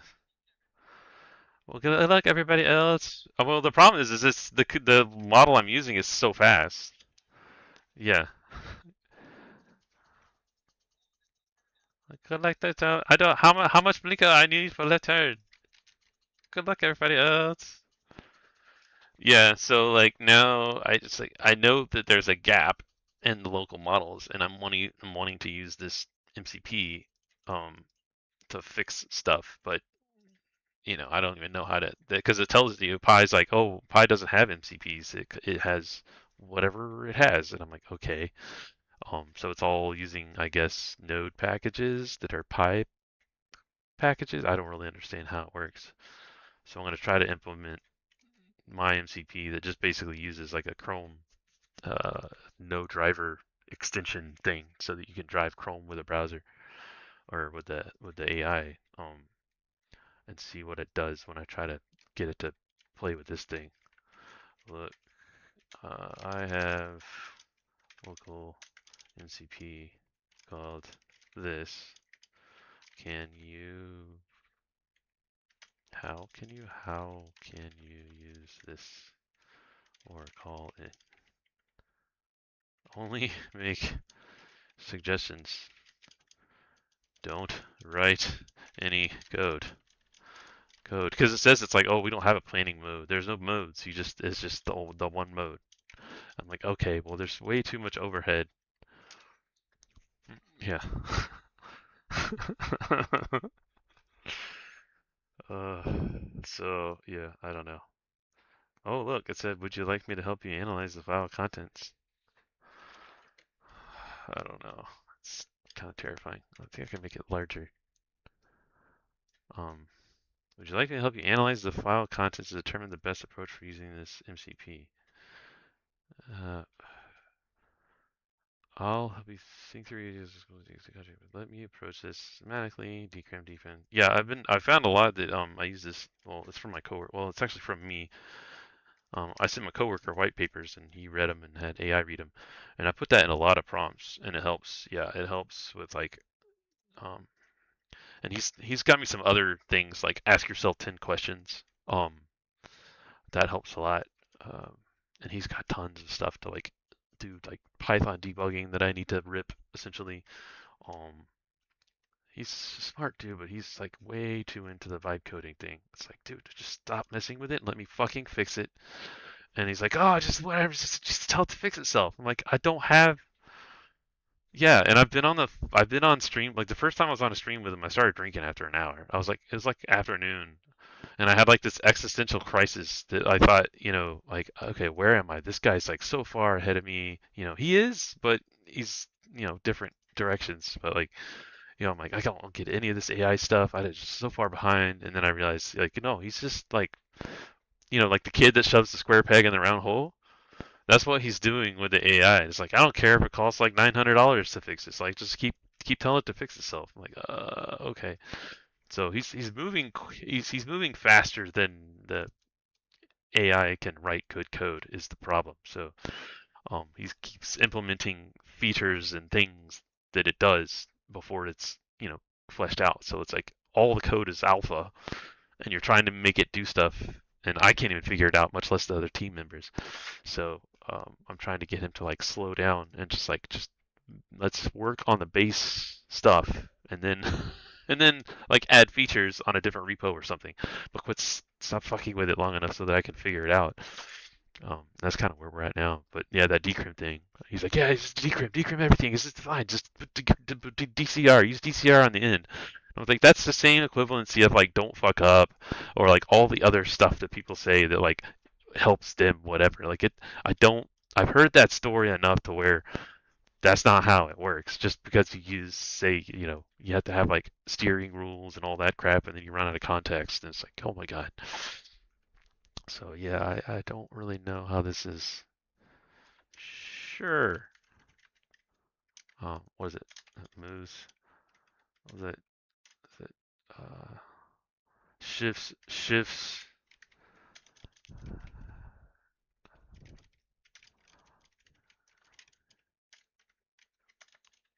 Awkward. His here.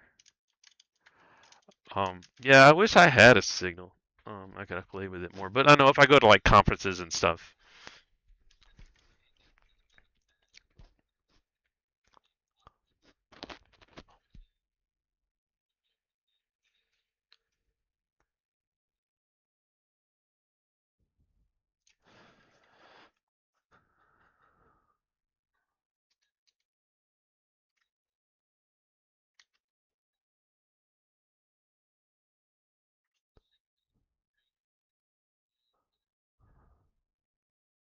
So that's the thing. That's my thing is I've only experienced that error like once. The whole couldn't send, tried to repeat whatever. But just because your message got sent to something, that doesn't mean it's going to reach anywhere, right? Okay.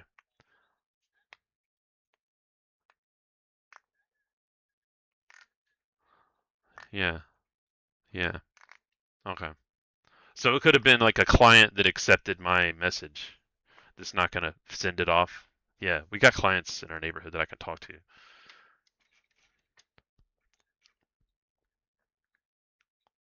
Yeah.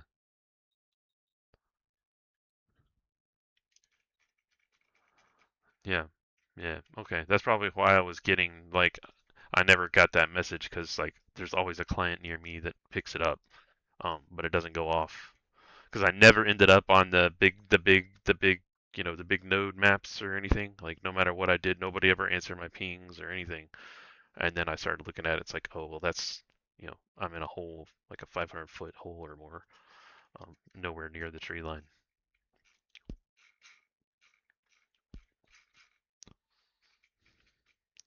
Nice.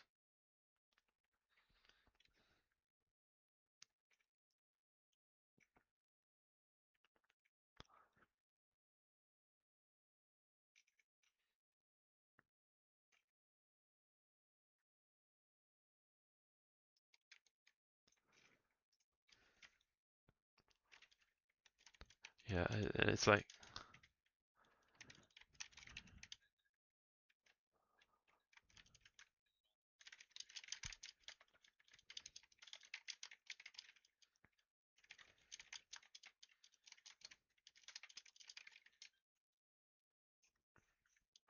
okay. Yeah, yeah. Yeah, I still have issues with like the feels like and the heat index are always the same values. I don't know. I don't know why. Um, yeah, yeah, local to Georgia. But like even this thing has a feels like 75, feels like 75. I guess I could just keep watching these and see if they ever change. Um, because it says 75.4 feels like. Yeah, yeah, it says 75 and then it says feels like 75. So I'm like, okay, and I'm waiting for those. Oh, like 1,000. Um, 91. Yeah, 91. Yeah, it's been raining. Yeah, yeah. I think their feels like is not as feels like as most other people's feels like. So whatevs. Dew point 72. Where's the actual like temperature? But yeah, there's stuff in here like I don't even understand. Like there's like electricity and it counts the lightning strikes and it'll be like a lot. It'll be like 300 lightning strikes or something. Like I don't know if that's even possible. Is that real? Yeah. Yeah. Okay.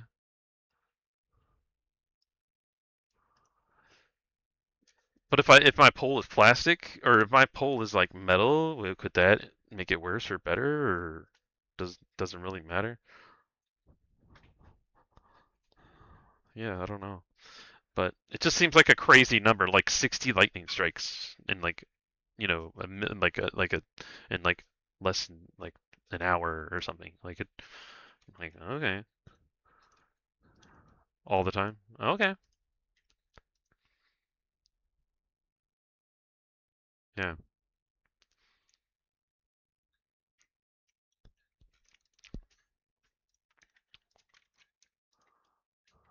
Okay.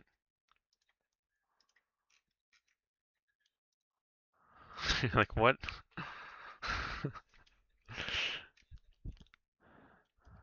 Nice.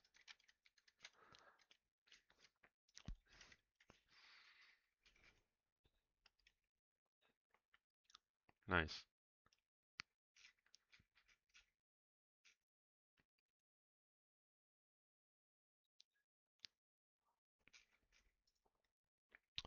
Yeah.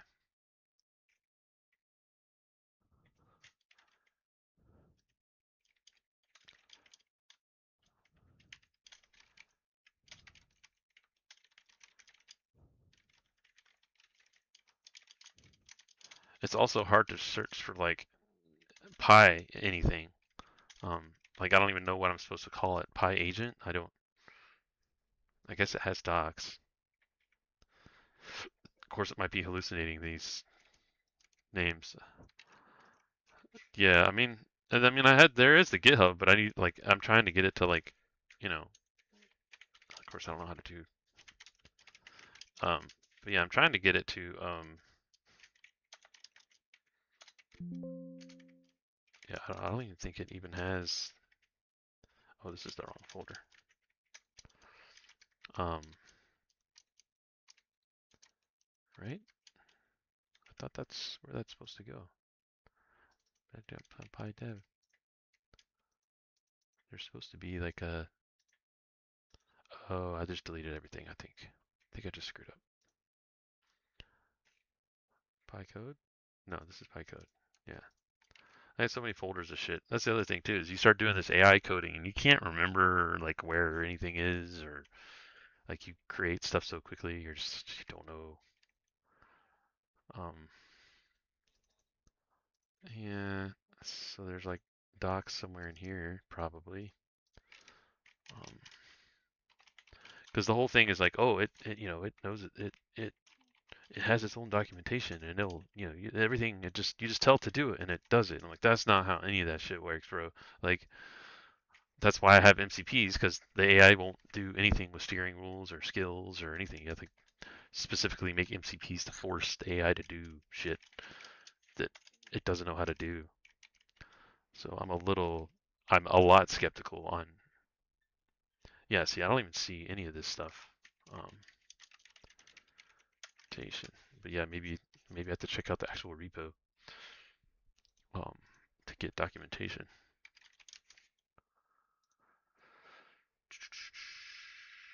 Maybe a view source, I guess. Yeah, I don't know. Maybe I just, like you said, I'll just check out the repo and just say fuck it. Um, and that's the other thing too, is this environment's like completely portable, so it doesn't bode well when you're trying to troubleshoot and it's going like program files Java. I'm like, no, that's not where fucking Java is. Use your goddamn environment variables. Like, don't try to guess where shit is. It's all there. Just run the actual command.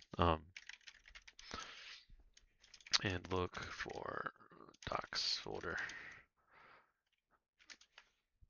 But yeah, I'm just gonna try to use this for a second and see how it compares to um oh, it's using curl. Oh my god. That's the weird thing too, is it has find, but I don't even think I had the command find in Windows. I mean, it's not Linux find, it's Windows find command.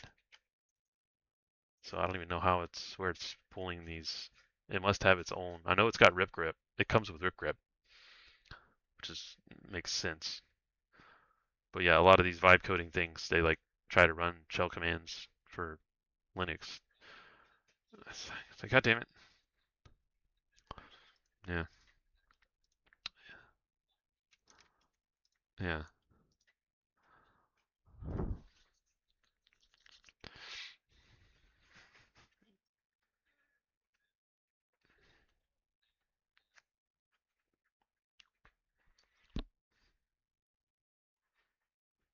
Mm,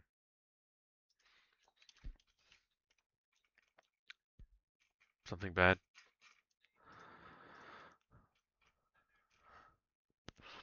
Well, that's when what is it? You just whitelist Claude.exe and you're good to go. I mean, they're gonna code shit whether or not you. They're gonna code dog shit apps whether or not you let them or not. So you might as well just like turn off all that shit and like any vibe coded executable names whitelist. Good to go. Like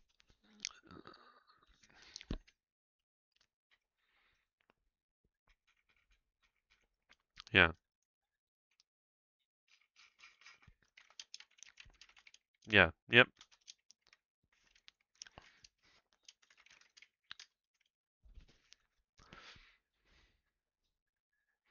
Mhm. Yeah, I mean, it doesn't really. There's not any difference. Um, but yeah, see, this says like 280. Okay, so that's my context window is 120,000, which that's not. I need to fix that. Stop. It's T-O-P. Why is my text window 128 k when it's set to 65k? That's why it's been crapping out. Because the context window is double is what it really is. Um, I don't even know what the hell it's doing now. It's gonna run out of context window trying to figure out how to set its own context window. Like, fix yourself.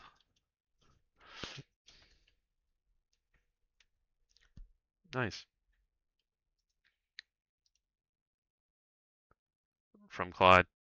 Yeah, we used to use. I don't know what you use for your stack, but we used to use. I wish we stuck with it and um didn't get CrowdStrike, but we had Carbon Black Response and Protect, which is their app whitelisting, which is I guess they bought whatever that app whitelisting company is. But we had app whitelisting like 75% rolled out to the whole org. Um, and then we decided that it was too complicated or hard to maintain or whatever, and bought CrowdStrike. Which, had I known, I wouldn't have spent like 2 months writing stuff for Carbon Black Response and Protect. But the cool thing about Carbon Black Response is you could do app whitelisting, but you could also app whitelist keys. What do you call it? Signing keys and stuff like binaries, the signed binaries or whatever. So you could do it by manufacturer. So if it was a signed key for like, VLC, you could just say, okay, allow all signed VLC binaries to be launched and executed. Like, yeah, okay, nation states are going to do crazy shit with signed binaries, fine. But like in theory, like the theory is like we have whitelisting, add a couple of signed binary repo keys, whatever you call it, and then we're done. Like we don't need any like AV or any like EDR or any of that shit. Like if you have app whitelisting, you really don't need any of that shit because like there's not really much you could do once you've got good app whitelisting. So I don't know. Unfortunately, because I had stuff that would crawl up and down the process tree. So in your instance, it'd pop an alert and then the script would crawl up the process tree and submit all those binaries up the process tree to like a local and a remote thing. Yeah, by through PowerShell from a bat script inside a VS Code that was executed by Node. I was like, okay, this looks like malware. Yeah, yeah. That's the thing I used to get is like, these developers would. Yes, it's a nightmare. Yeah,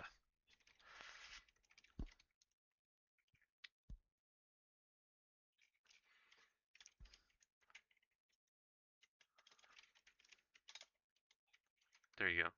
Yeah. What are you gonna do?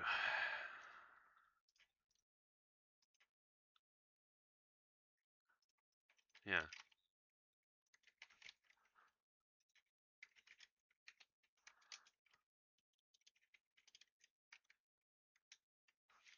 there you go. Oh,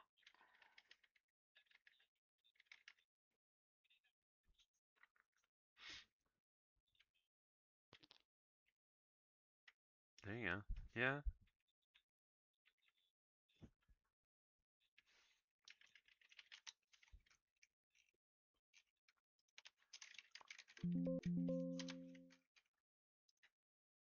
Oh, nice.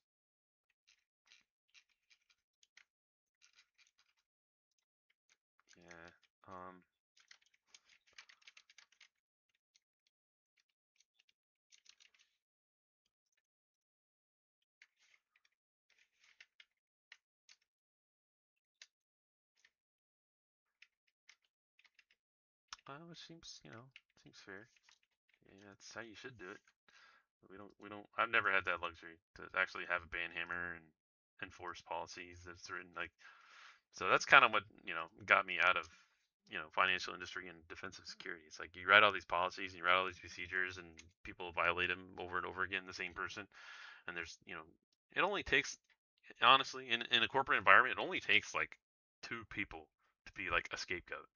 And then once that happens, the martyr goes down. It's like, okay, well, I know if I fuck around with these guys, they're gonna fire me. And like, it doesn't, it costs the company maybe two employees to be like security conscious because word gets around. Yeah, did you hear about Sally? Yeah, she got fired because she kept downloading malware multiple times to her same desktop. Like, and the devs would do it. They'd download malware and run it, and then you'd nuke their machine, and they'd be like, "Oh my god, all my source code's gone." Like, yeah, why are you even writing source code on your local machine anyway? Like, I'm not a coder, but I know you're not supposed to like write dev on your like workstation. Like, it's supposed to go in like a repo, and you're supposed to have like immutable places where everything's stored. And it's like, no, it's just like you said, some kind of IDE with calling bat script that's calling another thing that's calling another thing, and inevitably he downloads some kind of crap and gets malware, and then he got it, blew his box out, got all pissed off, and then he got malware again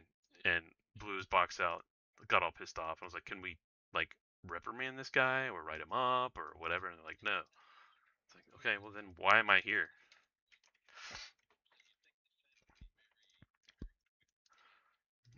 Yeah, well, yeah, you hope.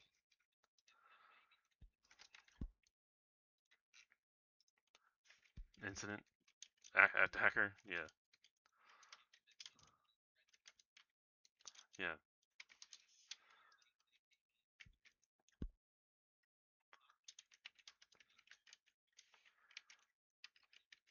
yeah,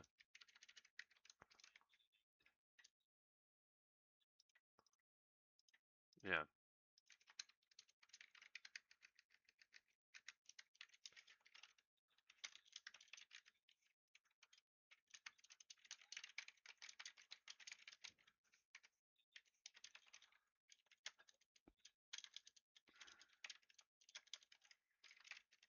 Hmm.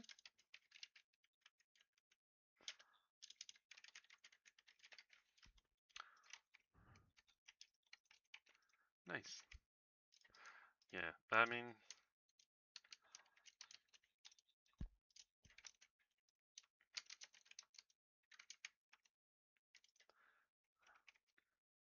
is it hired by like a third party or internal, your own internal guy? Yeah, that's good.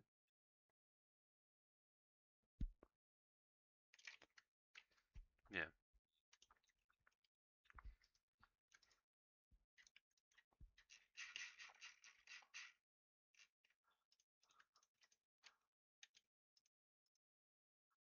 Black Ops. Oh, okay. Yeah. It's and the reality is there's some kid. It's just some a couple of kids that just chaos monkeys. Yeah. No, yeah, my coworker's like that. He'll do pen testing, and me, I'll get like one or two things to show that impact, but he'll just like own everything. Like he'll own everything and end up with like these massive reports of like 150 pages of screenshots and shit. It's like it's crazy, but also like yeah, nobody's gonna reason. But the thing there is like if you attack everything, then that showing that impact, like you can't ignore it. It's like if you own their like own their EDR. It's like, oh, here's a screenshot of me being the admin of your entire CrowdStrike instance, and oh, here's your CyberArk vault. I'm being myself admin of your CyberArk vault, and you've made it so like each group that owns these badly configured or old packages, like there's no like ignoring it. Like, yeah, you get domain admin, it game over, whatever. But when you give screenshots of every single critical app in your entire infrastructure has been completely owned with a screenshot, like there's no ignoring it. Like somebody has to go do work to fix that thing, or they just ignore it and say, okay, well, it was an internal pen test, and don't worry about changing credentials or removing his access because we don't even know how to give people access to that platform. But he learned more about it in like 3 nights than anybody has. And like he becomes a subject matter expert overnight. And like we were on a call with a client, and they're like, blah blah blah blah. I was like, well, I mean, if you don't know how to do it, if you don't know anything about this service, I mean, we have a subject matter expert on the call who basically owned the whole fucking thing. Like, talk to him because he's literally on the phone. Like, as embarrassing as it is to say that some guy came in, for a week and owned everything, and you don't know how this platform works. It's like, dude, he's on the call. He knows more about it probably than everybody else. Some dilapidated app or something. It's like, yeah, people building software and just letting it sit for 18 years. It's kind of more of the same.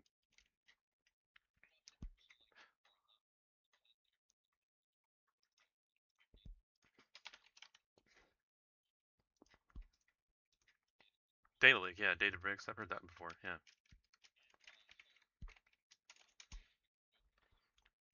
yeah. I played a little of those to create AI stuff, AI models.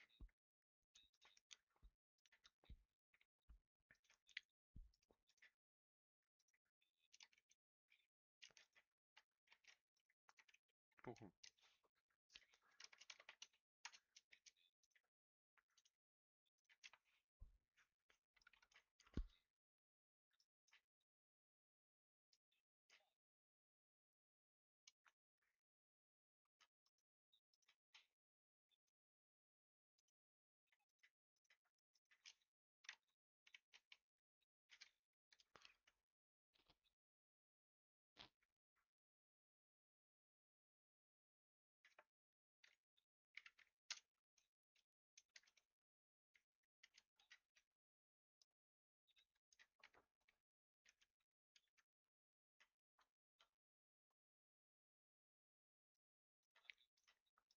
Looks like root.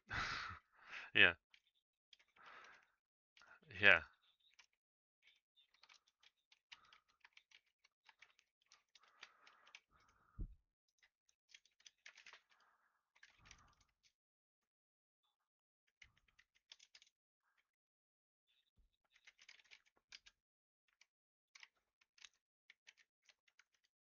Nice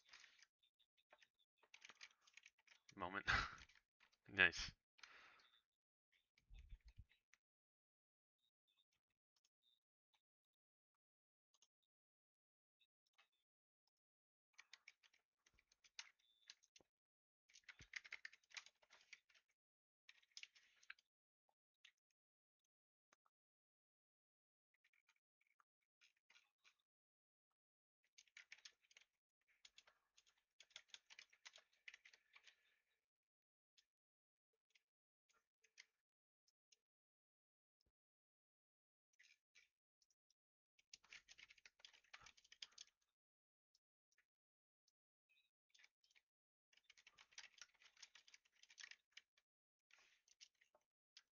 That's right. It fixed the problem.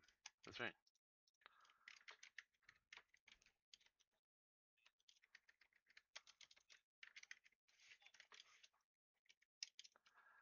Yeah,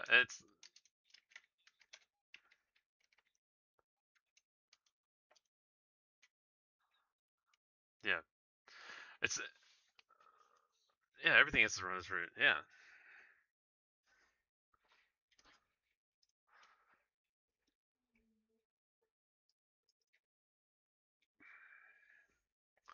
yeah. That's kind of what happens. You start asking questions about stuff like that. And it's like people aren't interested because security doesn't really matter. So, you know,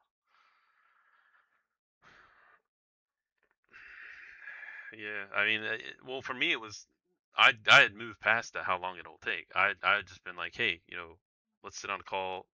I'll do your job for you. I'll fix it for you.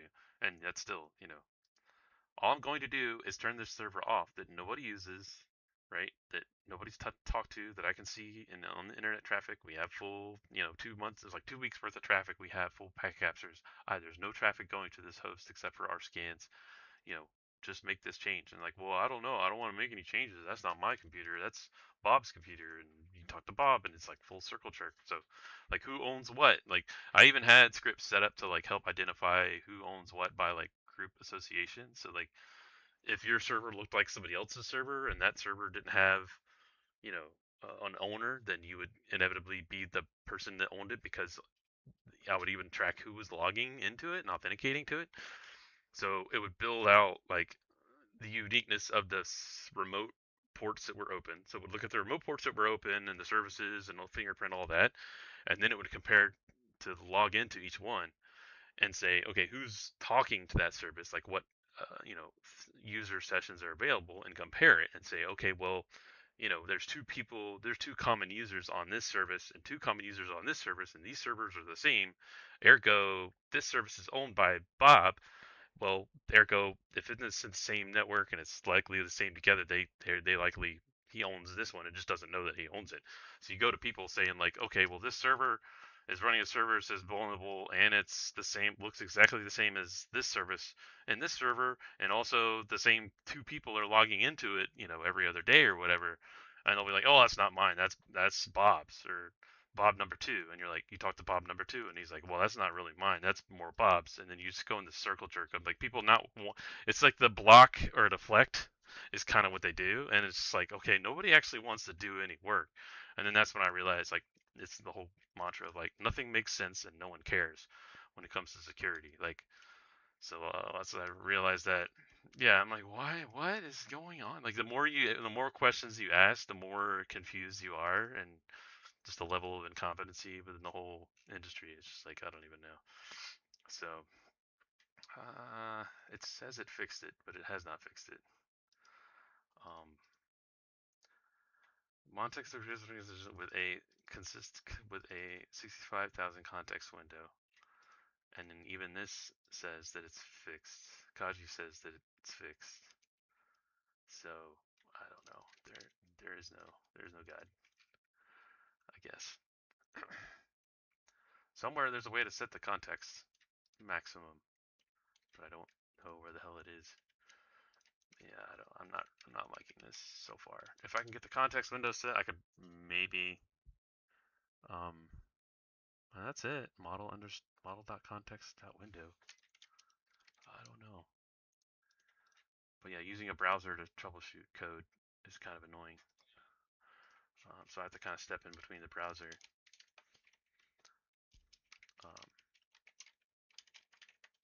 It's still not working.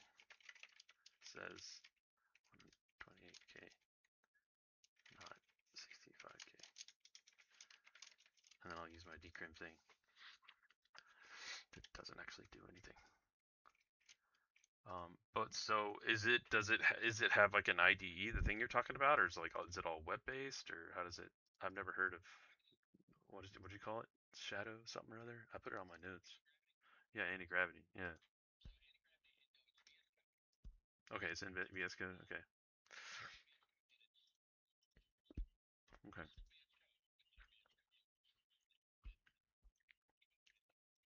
Yeah. Yeah.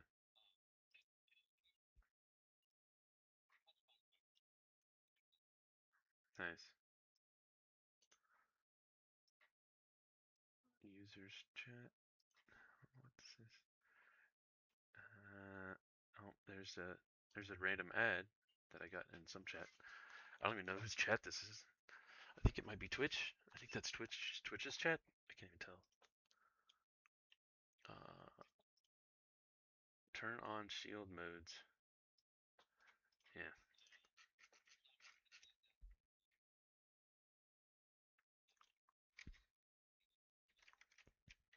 Oh, cool.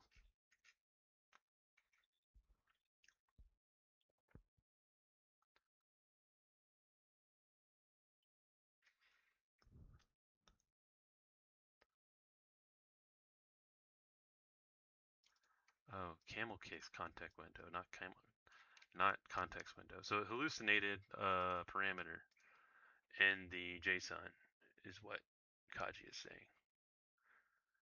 And that's why I want internet search, so that I can do that exact thing, but through the AI. So maybe this will fix it. Nope, still says 128. It's hallucinating commands that it's hallucinating. Commands that it's hallucinating. Oh, 66. Yay, thank God. Okay, I mean 66 is closer to, I guess you round up 65.5 to, yeah, okay. Fair enough. Okay, so I got my context issue figured out. I guess I need to make this MCP work.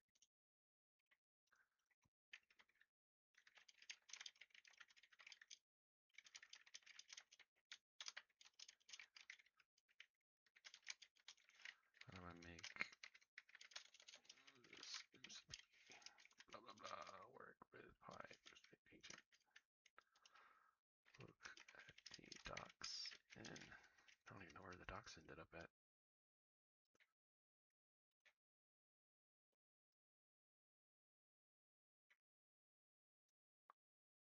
They said they put it in temp somewhere, which I don't even.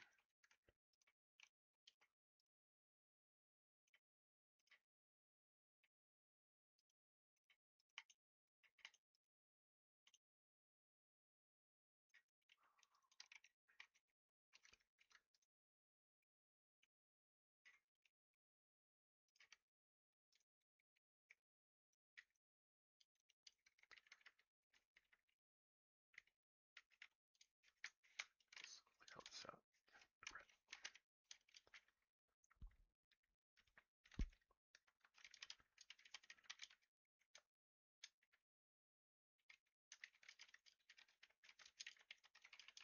Folder.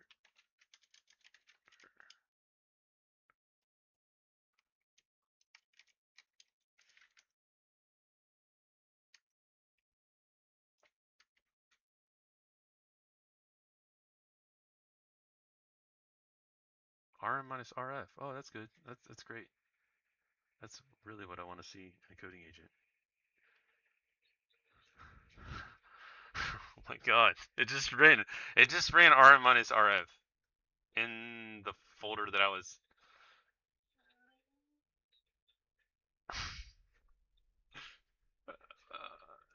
Jesus Christ. Okay, I'm gonna put this in a jail. Jesus Christ, that was fast. Uh, that is terrifying. I literally said, I told it to pull this repo into the current folder, and then 2 steps later, oh look, oh it looks like this folder's not empty. Let me just RF it. I was like, what? I'll help you into the current directory. Fail already exists. This file already exists is not empty. Destination path dot already exists. So it's saying the current folder already exists. Well, obviously because you're in it. And then it said, oh, okay, there's Chrome in a file in here. So it's like, oh, you're trying to pull a repository that has files in it. And it's like, well, this isn't a Git repo, and I'm trying to find some Python files with the thing. Oh, I see. And it's like, oh, where's my? It's trying to back up a file that I don't even did it deleted or is trying to back it up. Oh, it tried to back up a file, and then proceeded to delete it. Everything in the folder. Yeah, I'm not running this. I need a new user. Jesus Christ. Was it net user pi agent? That is fucking terrifying. Jesus. Net user add pi agent. Access denied. Oh my god. And that's the thing is that it's this model. So it's one of the what do you call it? The multi-model, whatever weird, crazy Mojang model or MFT MOE models.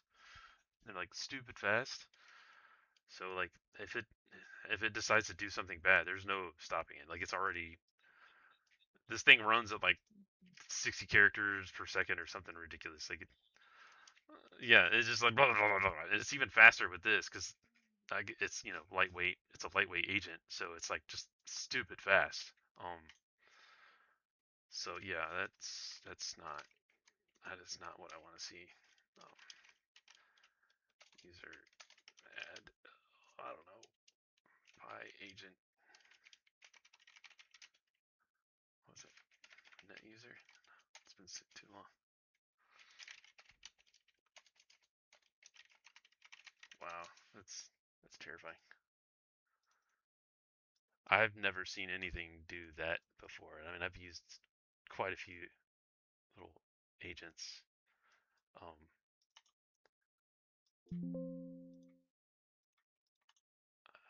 Set properties, users. I just want to leave you as users, man. We're not going to give you access to anything else. I don't even want to get access to my backups folder. Like, I don't even want to know that it's. I don't even want you to know that it's there. Actually, I need to explicitly only allow read-write access to users, to specific users, to my backup folder. Like, that's. I don't know, man. That's bad. I don't think I've been that terrified since I started messing with this shit. Yeah, it just says users. I need to specifically add like actual users from the system and take out any user because I don't trust some of the users on the system anymore. Oh man. How do I just do like find object types users?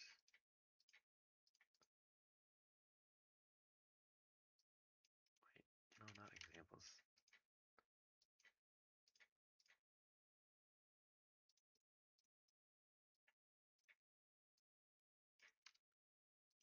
Remember how to, there we go, find now. And then I go find now users. It's probably internet and administrator. Internet. How do I set like multiple?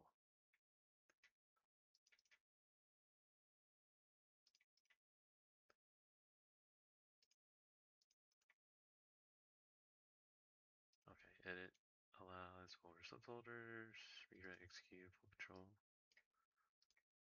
internet, add.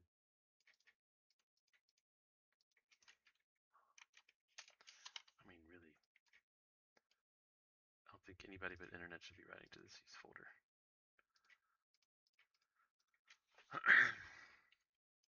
There's the principal. What I say, Pi agent. Have you had any bad experiences with AI agents? You noticed? Yeah, yeah. It's kind of terrifying. Read and execute. Sure, sure, sure.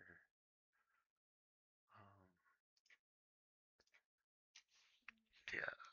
Do not want owners. Save changes first. Oh my god, it's got to do everything. And I guess my key's publicly exposed because I was streaming while I showed my local key for the whatever. But I had it externally facing for a minute to let somebody play around with it. LM Studio.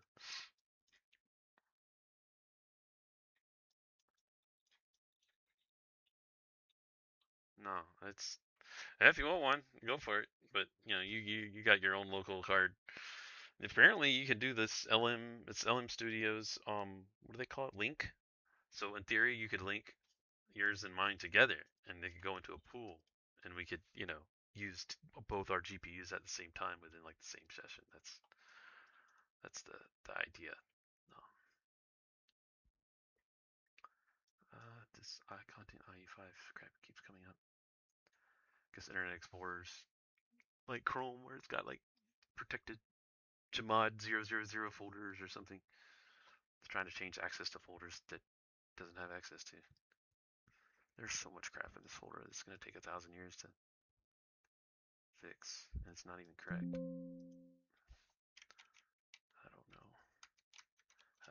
permissions correctly. Just stop. I don't even want to talk to my agent anymore. I'm terrified of it.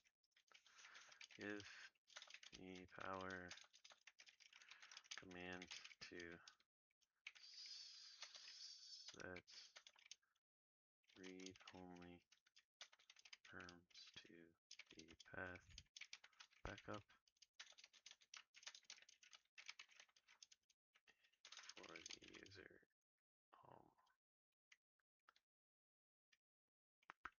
Pi agent.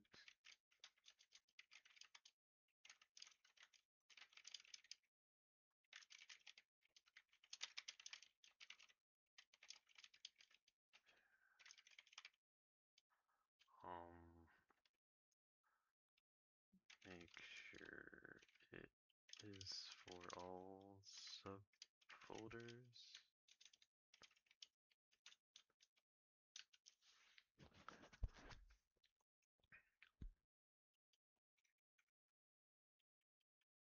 $13 more lines, something total.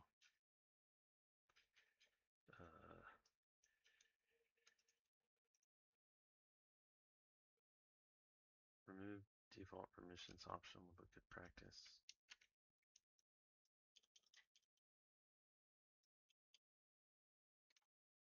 I never really could figure out Windows permissions without hurting myself.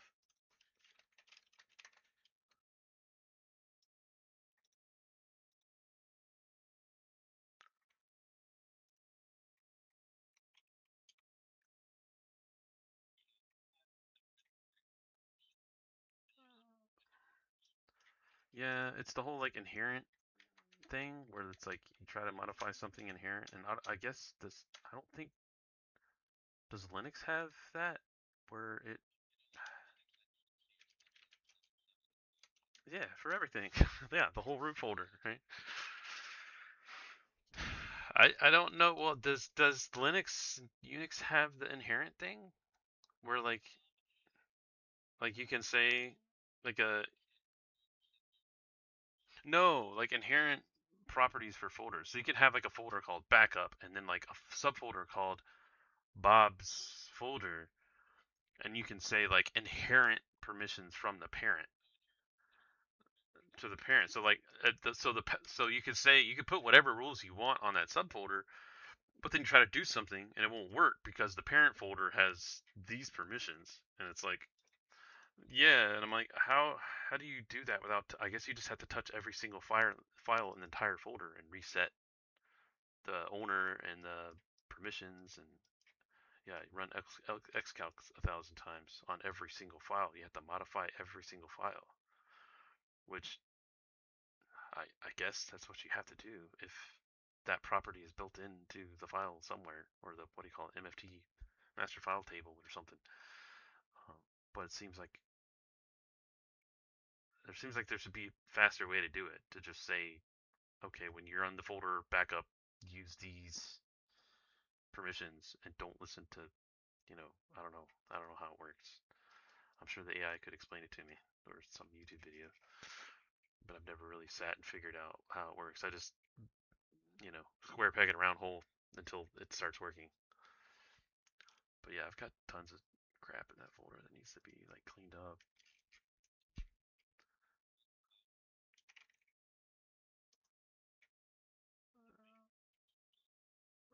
Yeah, yeah, exactly. Yeah, I have one. Okay, cool.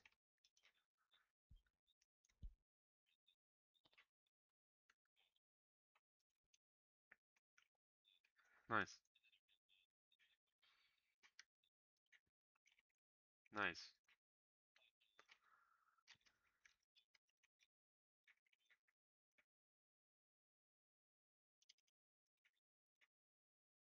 Okay.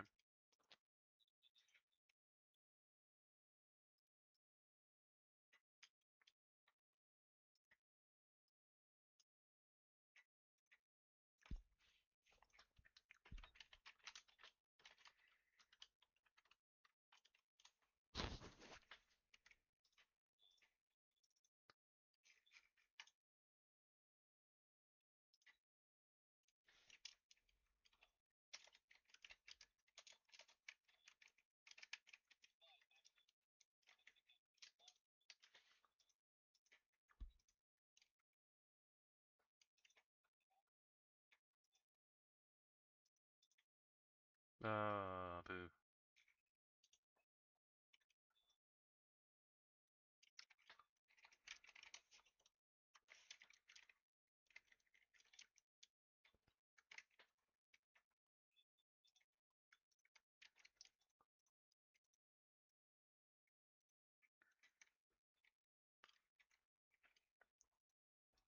Yeah.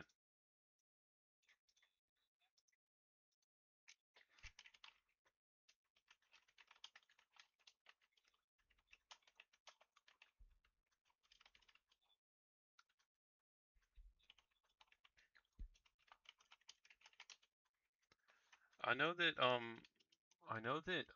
I got off of that. Go ahead. Oh, good times. No problem. Laters.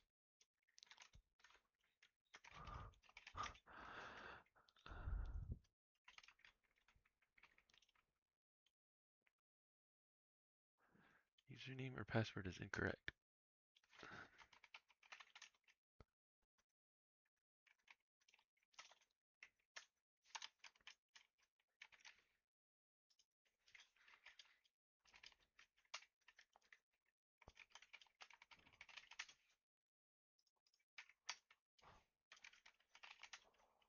Okay.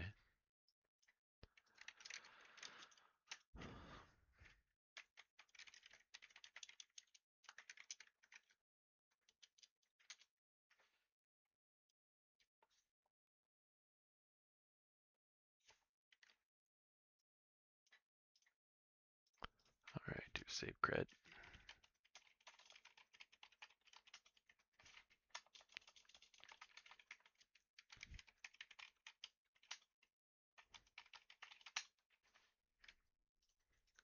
Okay.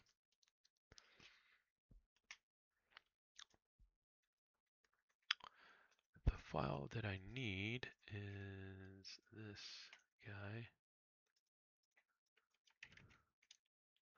So it's Pi agent models. This is still fucking going. Just gonna let it go.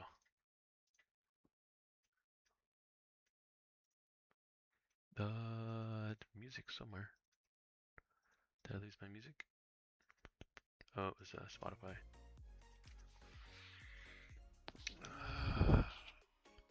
Crap. Don't need that, don't need that, don't need that, don't need that, don't need that, don't need that. Don't need any of this. Do need that. Get rid of that. Cancel, cancel.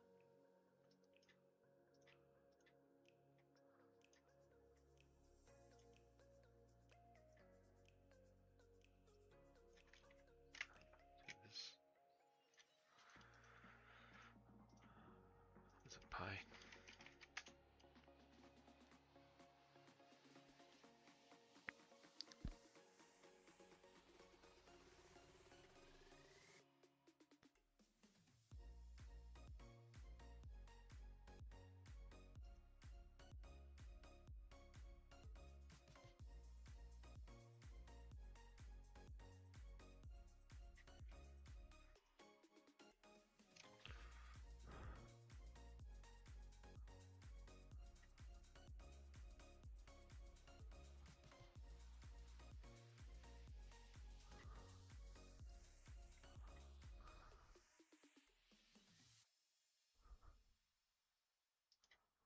Store by install count.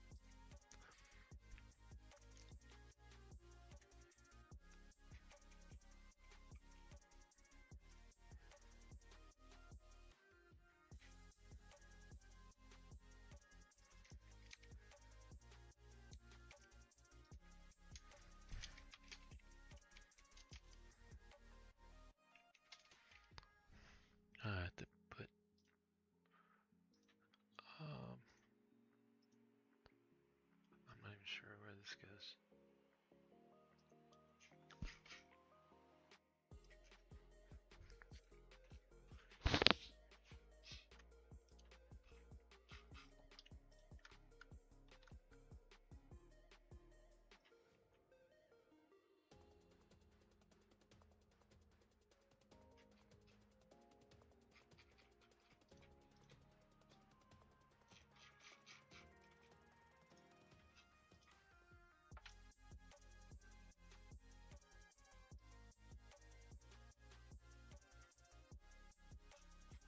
This is not responding.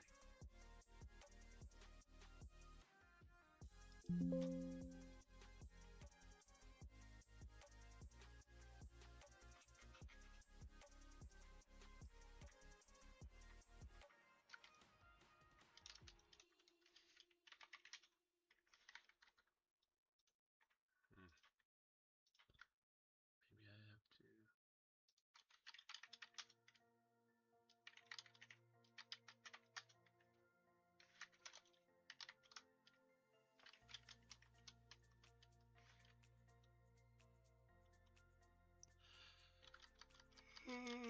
Somewhere. Ah, crap.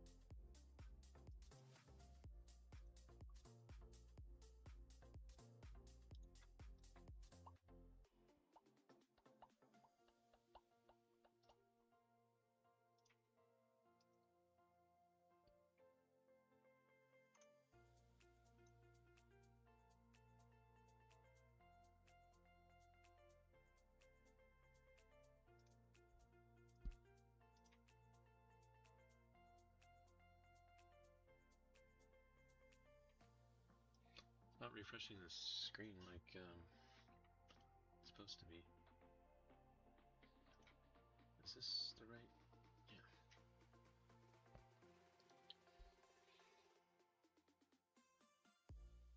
I might get rid of the UI stuff in this app because it is bad.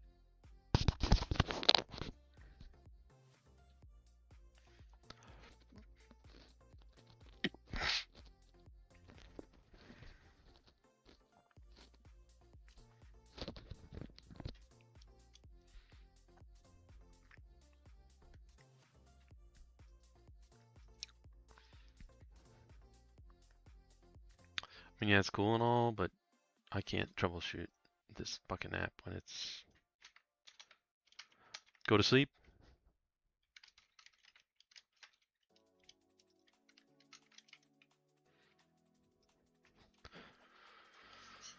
Alright, let's see if I can't rip out all this shit.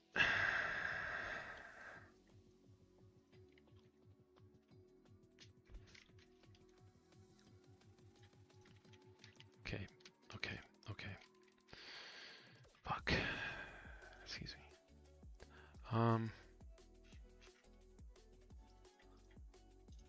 got Jamboree here. Copy it.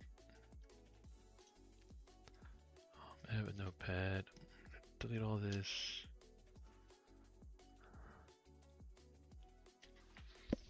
I mean, really, I have to get rid of all this. Window title, host window title. The start process logged. I gotta get rid of that. This standard out file. Gotta get rid of that. I basically want to take the whole first part of the old Jamboree before I mess with it. Which, who knows how long ago that was.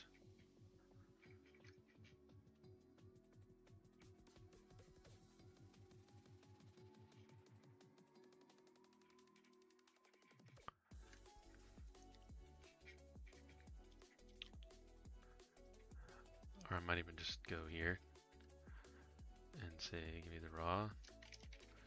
This assistant. Code.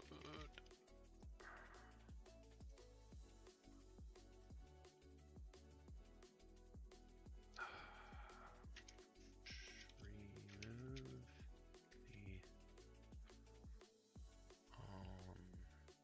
the output window and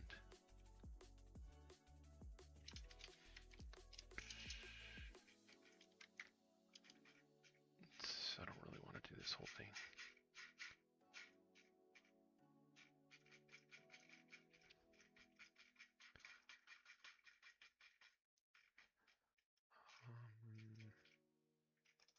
Function for messages.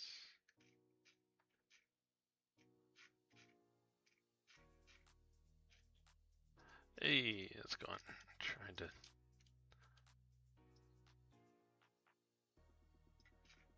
So what is it? Is it like a graveyard shift, or because of course this is Memorial Day, you're not supposed to be working, right? That's the theory. Yeah.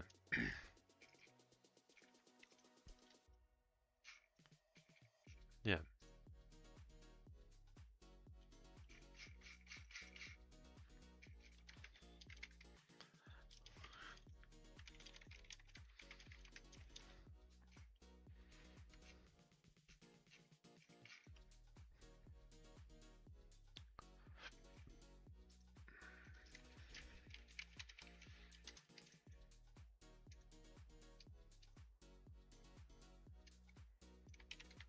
Okay.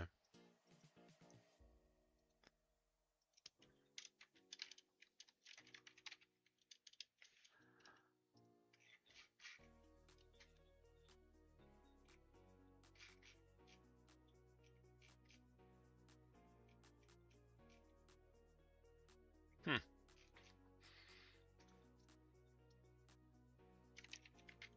Yeah.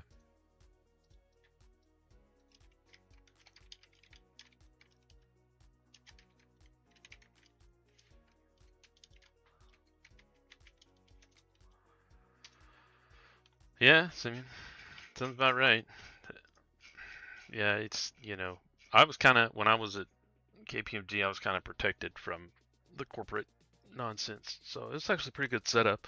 I would get dragged into like boring audit stuff sometimes. And I would talk to the manager or whatever, and it's like, hey, just to let you know, yeah, did a fair amount of travel, and we train up people, and then they get put on some boring audit engagement, and then they quit, and like, you know, after a while, it's just like we train somebody, and they, learn enough to go get another job somewhere else, or they get stuck somewhere.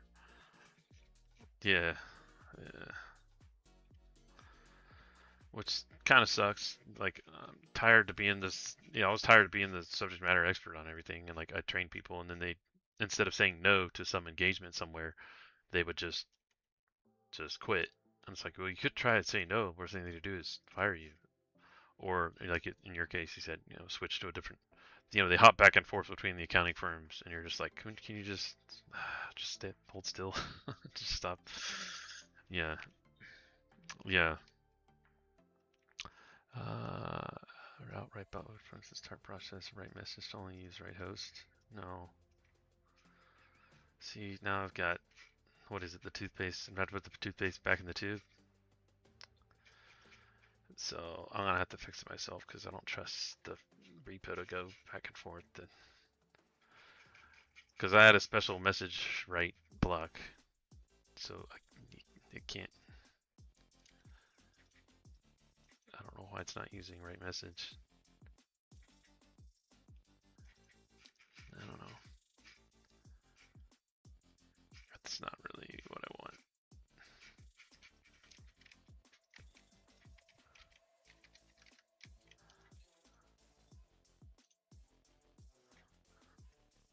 Is he local to you though? I mean,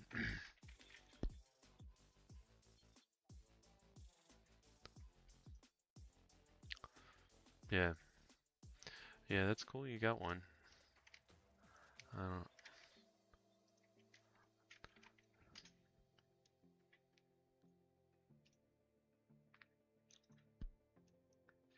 I just gotta get above that tree line, I guess. That's...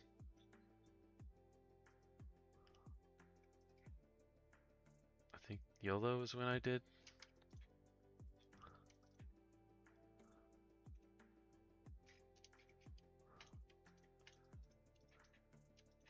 Trying to find an old version of before I let AI take over the whole thing.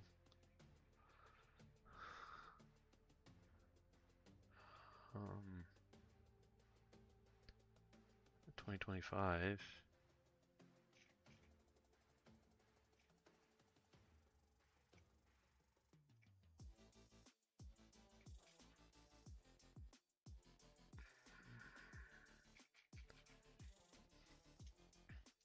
Because at one point in time, I gave it the whole entire script and it rewrote all of it, basically. I have no idea when that happened.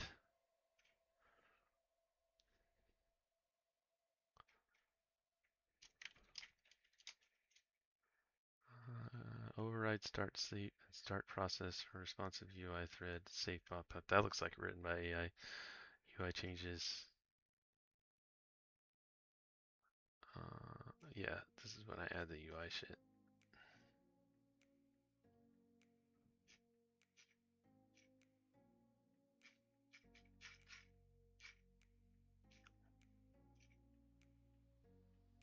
Okay, so I just have to change start process logged to start process, and then just get rid of all this other shit that I added in here.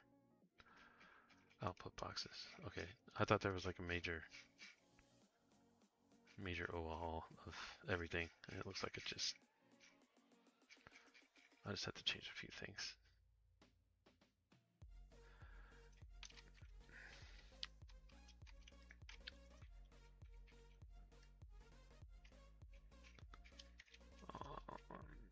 Was it slash? So you said you had you run Plex. You still run? See, I quit using that. You talked about the music thing. What do you use for music? Yeah. No, you mentioned the one I used to have. Subsonic? Subsonic for music? Did you say Subsonic? No?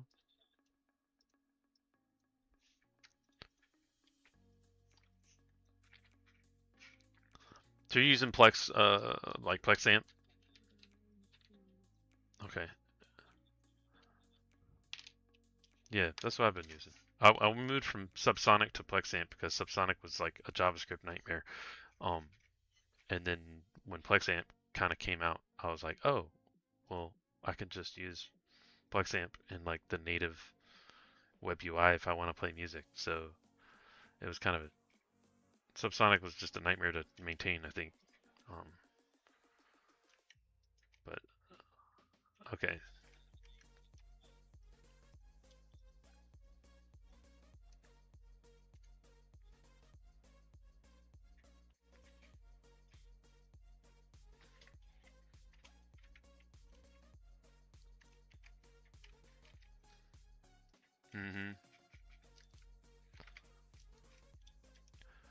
Yeah, same here. Yeah.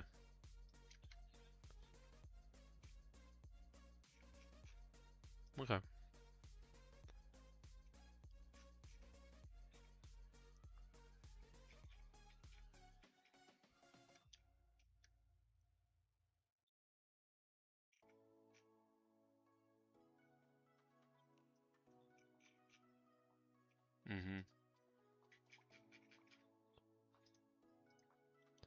Yeah, I messed with what's this one everybody else is like reminds me of the torrent days. I fired it up for a minute to pull stuff down. It's called like Sky something or I know it's on the Plex playlist. Let's see if I can find it. Because I was using Plex or a script for for Spotify to pull down music, to DRM it basically, and it kind of quit working, and I had to do all this witchcraft to get it to work. And I eventually landed on this weird vibe. It gives me like the torrent vibes to share music for a second at least. I guess that's what the kids are using now, I guess. It's called S something. I have no idea where it is. Productivity, entertainment, maybe? It doesn't even, Windows probably has no idea what it is. I'll never find it in this thing. It's in a playlist.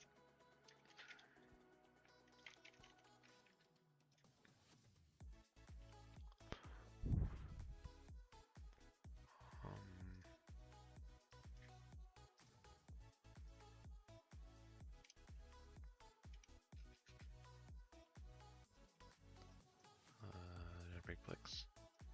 No, it's just a lot of playlists. Soulseek? I mean, it's like weird looking. I don't even think you install it. I think it just goes to a base folder somewhere.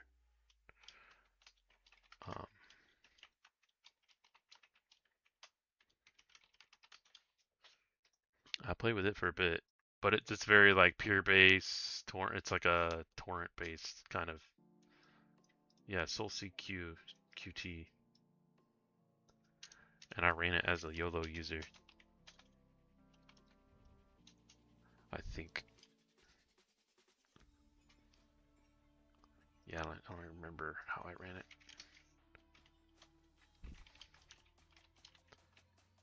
YOLO, CMD. Soulseek. Cancel.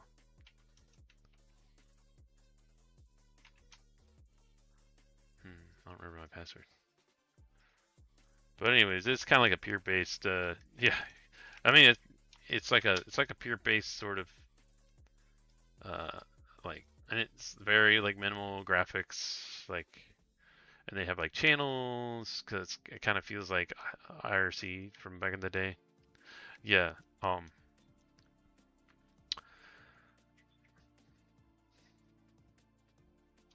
Yeah.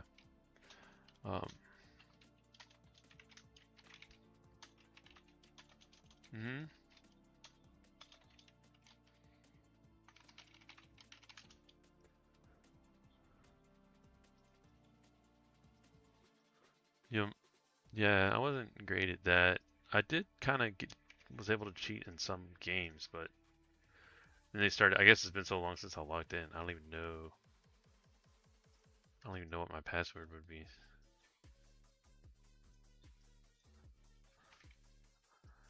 Oh, recently? Yeah, they're like, they want you to upload a photo or something, and I was like, what?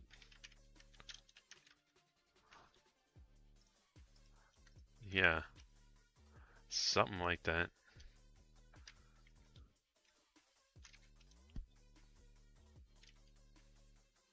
I hope not. I hope not. Soulseek QT. But it's weird because they have like a, it's like the free tier only lets you do whatever, and if you donate, like $15, you get like, a day's worth of whatever. And I'm like, you share something before you, would you like to share a folder? No. I ran it as a different user because it looked terrifying.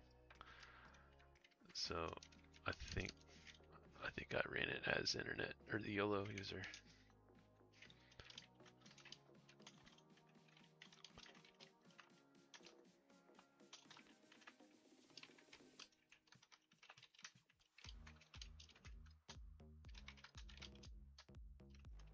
Oh wow, I don't have.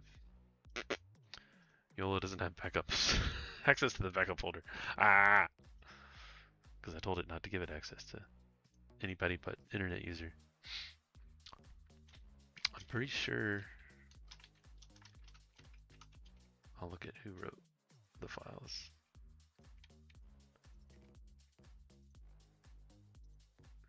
config files somewhere. There's legit no files in here at all.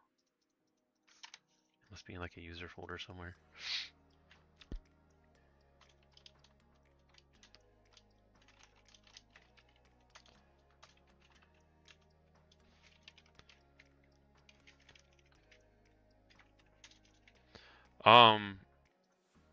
It pulls it just right from your local. You share whatever, and then it does its thing. I'm trying to find like the folders. I bet there's just like a SoulSeek folder somewhere.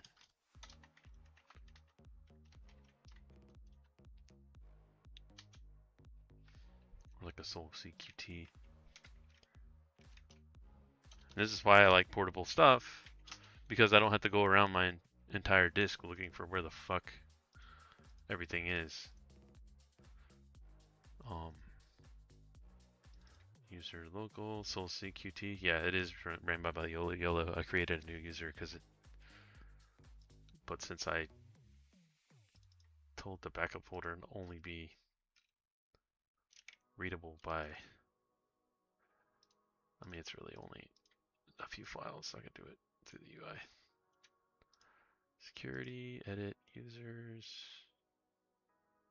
Wait, that's not right. It's not supposed to be users. It's supposed to be only myself. See, it didn't even work. It said it did, but it just says users. So the thing that it was supposed to do, it didn't even do, because it's like inherent permission bullshit. Swear to God, it's so broken. Because you have to go in and like uncheck, you know, parent permissions from whatever. Like this folder, the main backup folder looks fine, but the subfolders are still all broken. Like it's still like any user can write to any folder. So it didn't actually do what it touched all the files in the backup folder, but it didn't actually do what I wanted, which was basically this. Whatever. Internet, sure.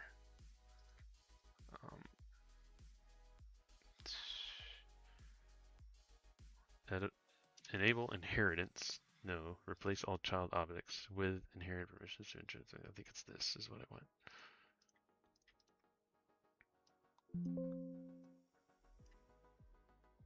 But the problem with doing things through the UI is you keep getting you get all these error messages in Windows, and you have to like click through for 900 different errors. It gets annoying. All right, we'll see. Where's SoulSeek? I'd like to run it more often and just kind of leave it running share, because I have like stupid amount of bandwidth upstream through fiber.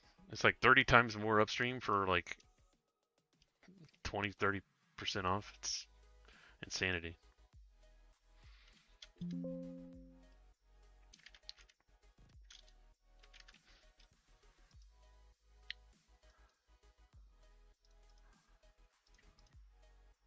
Yeah, it's crazy.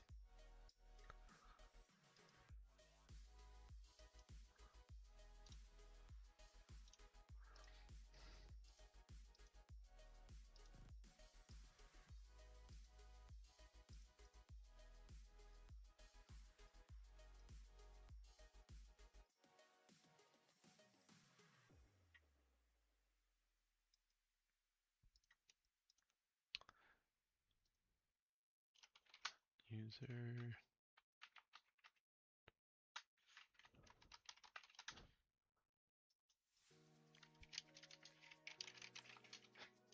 Yeah, so I can't CD to backup, but I can CD to SoulSeek. I think. Did I not spell that right? SoulSeek Qt.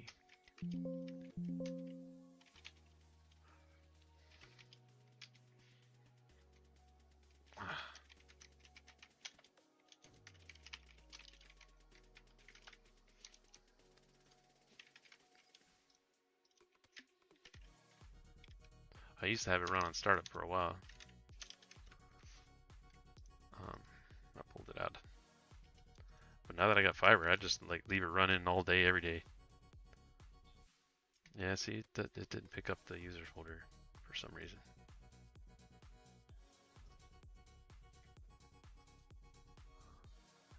Yeah, see, all my shit's gone. So I don't know where the hell my folders are for it. I guess I can ask Gemini. Where is SoulSeek Qt? No, it's my crappy password.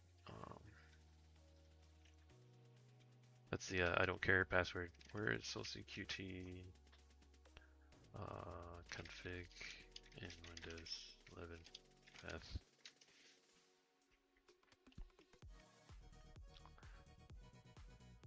Username app data local SoulSeek. That's what I figured. User.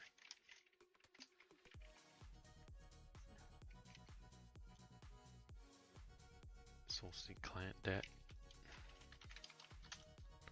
I guess I'll just look for that. But yeah, now I'm just trying to strip out the old UI shit. Scrolling out box bottom. I don't know what any of this is.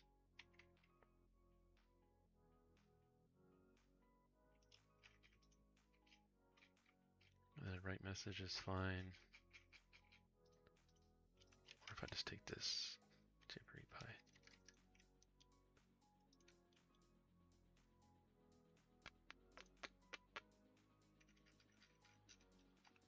Let's delete.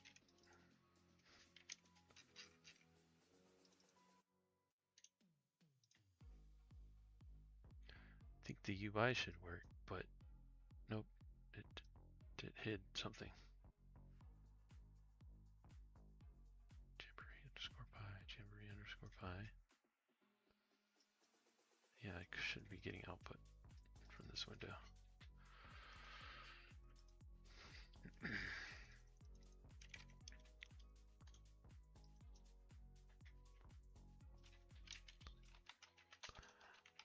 Cool.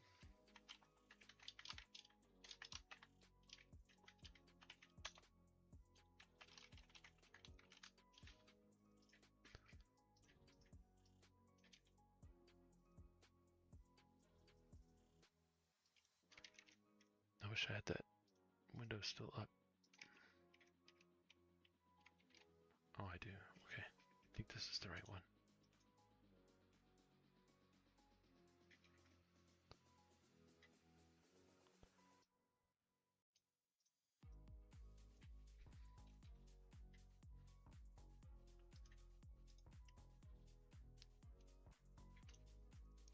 No, I want the one before it. I want this one. How do I open this one?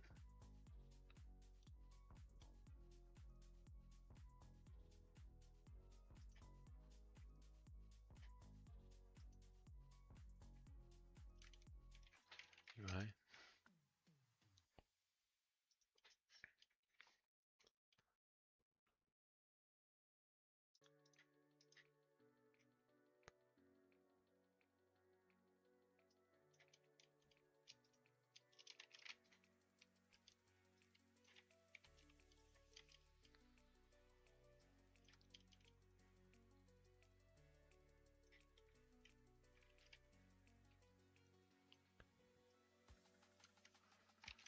There's right message.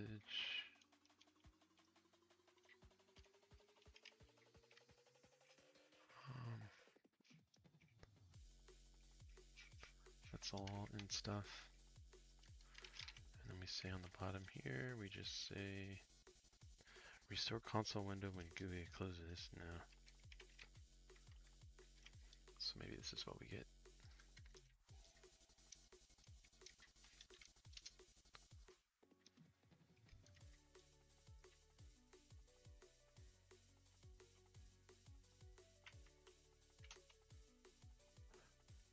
Oh, I did a reinstall. I lost all my SoulSeek data. Fuck. Oh well, whatever. No.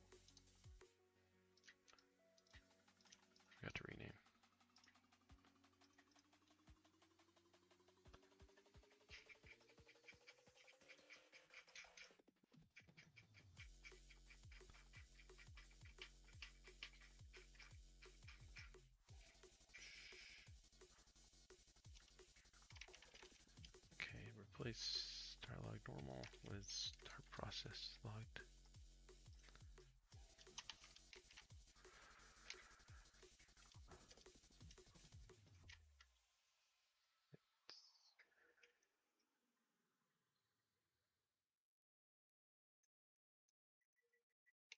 Like, why?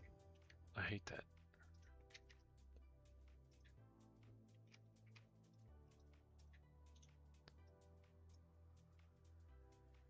Shit. This is all broken.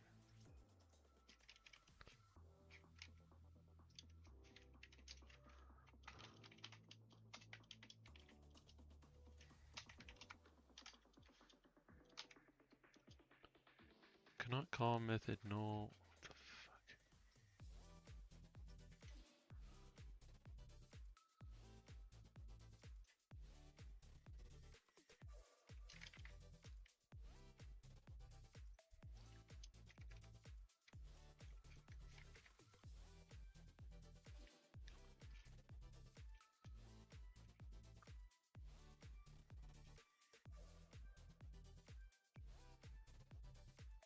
Oh, set form and its stuff.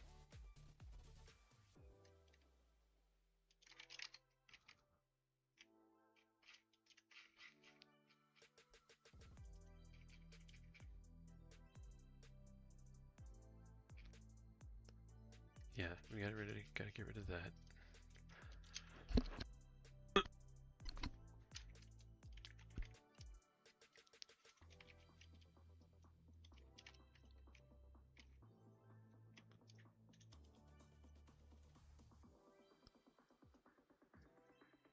Mm.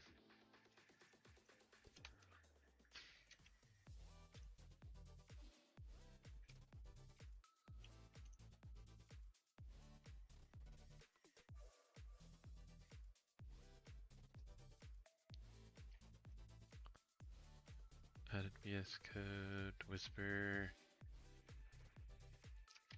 Maybe it's this one.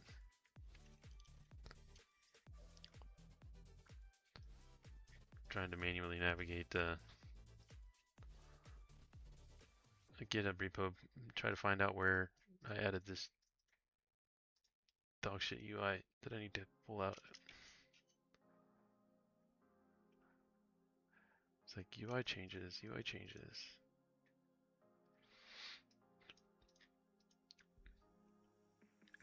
Yeah, I didn't even know about, like, I have family using what do they call it? The request request system.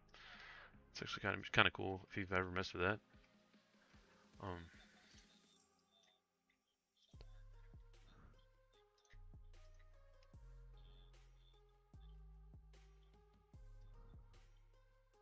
Okay.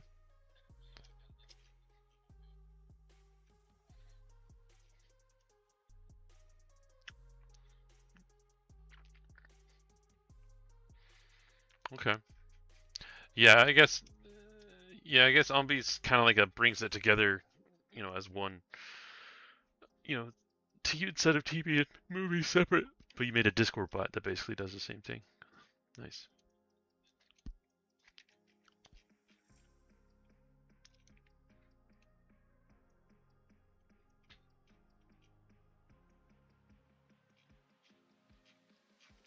Yep.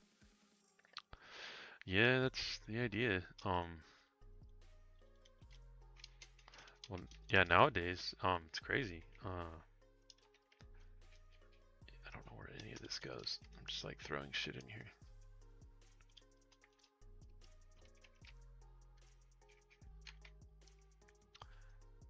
Pyramids or memory fonts. And then the title. Actually, I'm just gonna take this whole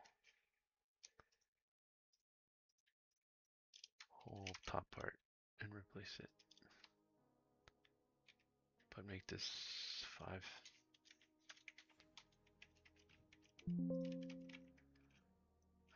There's so much extra crap I took out. Fits now. I don't have headless mode anymore. I think this should work. Nope. Fuck.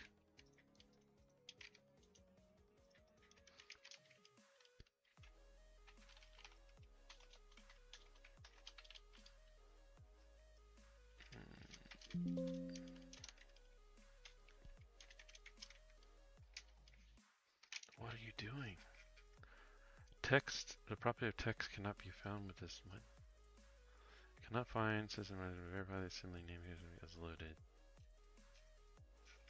And then it just goes on a spewing of... Yeah, it's almost like it can't do the window writing. I'll bet the window writing is different since I changed the UI. I should have just AI rewrite this whole thing. Alright. What does this look like compared to the original? No, that's all the same. Not sure what I'm missing.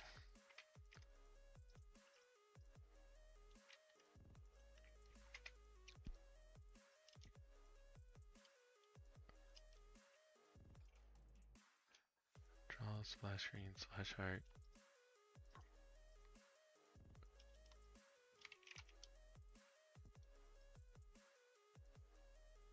I have two write messages in here now.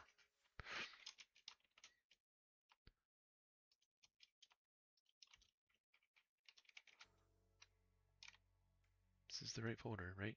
Pi underscore PyJamboree, yeah. Nope.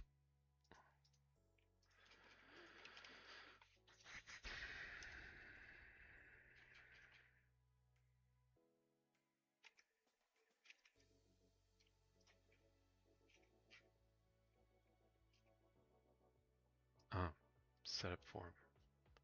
Init stuff.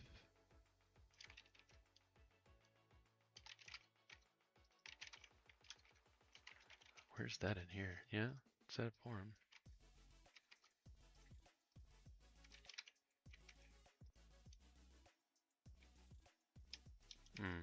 New object. Okay. I think I got it.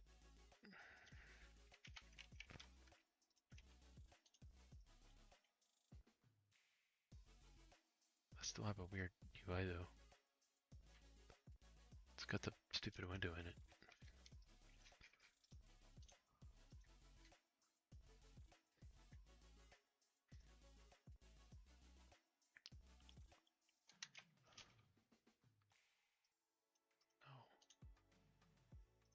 Hell.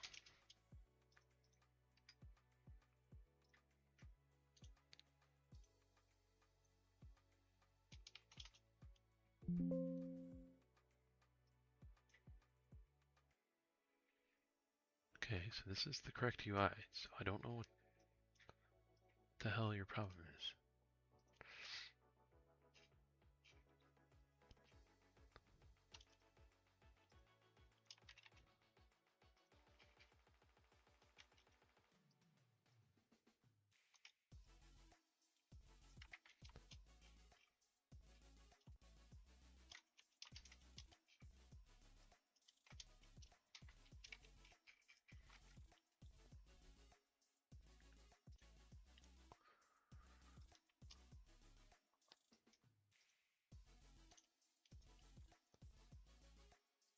It's still drawing the weird window. I don't know where it's getting that code. Like, there's literally nowhere in here. Rich text box. Here we go. That's it. Probably it. Start sleep. Override start sleep to keep UI responsive during. Nope. Override start process. Nope. Text test path link. I think that's me. Yeah, it's... I'm trying to take all the shit out. Yeah, I hate that thing. It's just not... like... Just... No, I should be using it if I'm doing like 90% PowerShell bullshit. 941. Oh, I put R in there. That's understandable. Because before I had two windows. I had this and then the output window. so I could actually see everything, well, mostly everything. So like even this one, like test Windows hypervisor platform is not recognized because I don't do that anymore. So that's one thing I need to take out. Like, so I think I'm more or less where I used to be. That's the wrong. Yeah, it's the right one. Put the wrong number here. But yeah, if I'm doing VS Code stuff, I want to stay in VS Code or some kind of nice IDE. I do not want to do everything command line. That's retarded. I don't understand, like, yeah. Yeah. I've always been against all of the IDEs until now because you can't really write code anymore manually. So I've had to force myself to use IDEs the past, 6 months or a year or whatever. Yeah, I never had to be a developer. I don't know anything about Git. Trying to learn Git in like a month is mind numbing. Like, I still don't know how authentication works. Like, I don't understand. I don't get it.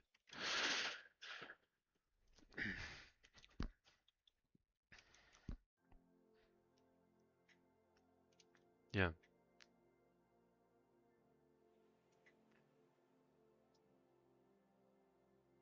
yeah.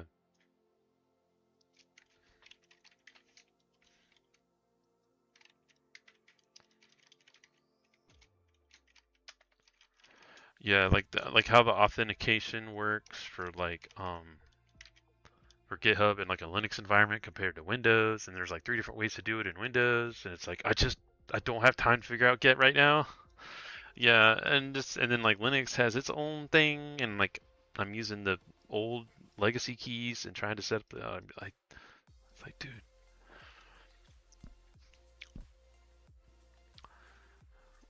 yeah,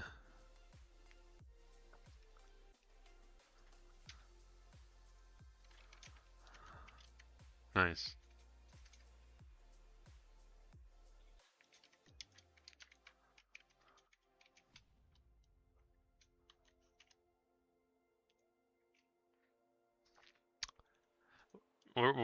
What do you mean by not using Docker the way you're supposed to? Like just not using like,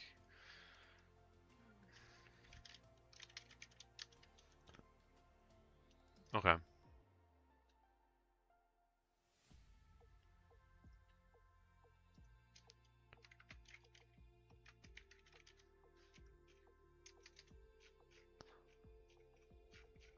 okay.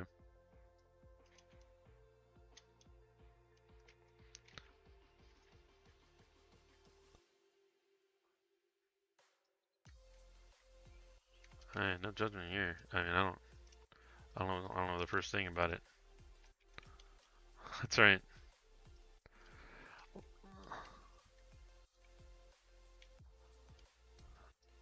Yeah.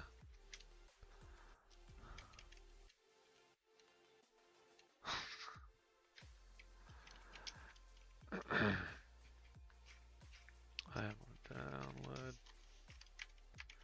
a download. I have a faster download function um, that has got old display code in it, but the newer download function works better because it handles weird stuff. I ran into some issue with like chunk sizing or something, so I had to fix this output. But now I've got to like manually patch what this little bit.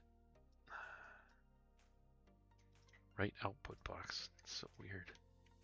It like wrote, that's the dumb thing. Like the AI wrote an entire function just for the download file output, text output. It rewrote the normal write message file, and then it proceeded to write a custom function for the download folder. I don't understand why it did that. It doesn't make any sense. Like you wrote a function to write messages to the window that I had you create, and then you wrote another function to write messages to this window, which doesn't make any sense at all. So now I've got all these write output boxes that I have to fix because the AI didn't use its own output mechanism. I don't know. It's like the more you look at this shit, the more it's like, why? Like, who cares? Whatever, it just works. Don't worry about it. Like, mm-hmm.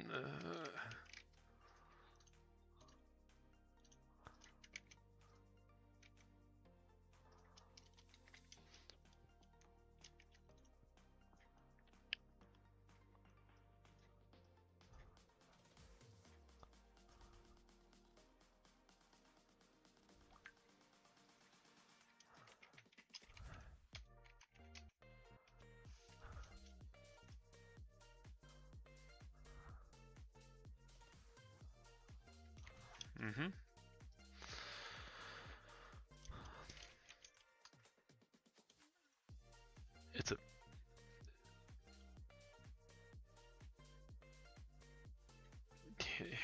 yeah. It's. I mean, yeah. Eventually, I think we'll get there. But now we're living in this farce that we pretend like that stuff is actually gonna work, and like I don't know.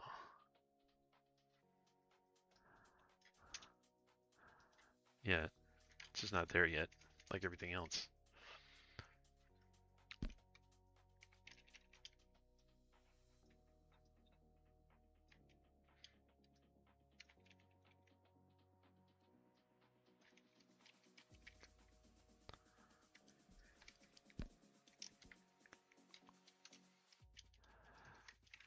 Well, it's like the environment stuff. It's like, oh, who cares? That's our kids' problems. Yeah, what do I care? Yeah, who cares? Yeah. I think so. That's how it works, right?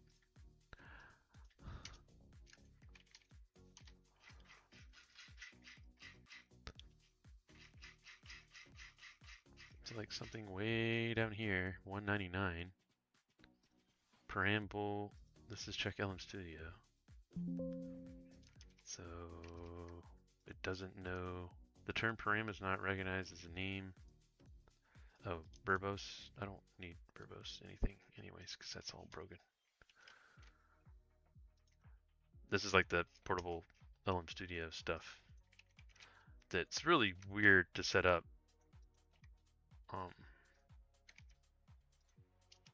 And I don't need. I don't think I need. That's another reason is I'm trying to clean all this up because I'm pretty sure I don't need a lot of this weird shit that the AI did. Is like starting up stuff and looking for setting files and like waiting for stuff to spin down and like writing files out. I'm like, what the hell are you doing? I don't think any of that shit actually needs to be done. But it had convinced itself that it needs to like monkey patch stuff. So I'm trying to prove that either is true or false. I think this is actually, strangely enough, some state of happiness. I'm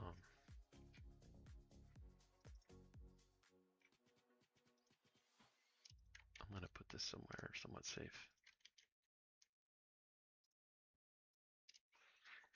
I think I'm already running LM Studio. It's not going to like...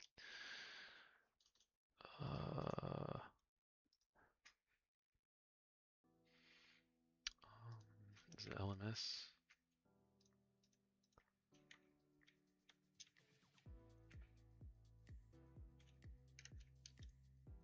Oops, that was the installer. Oops. Whatever. Nope, do not do that.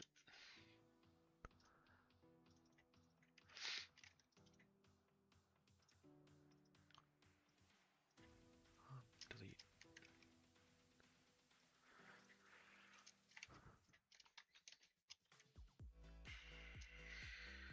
What a mess.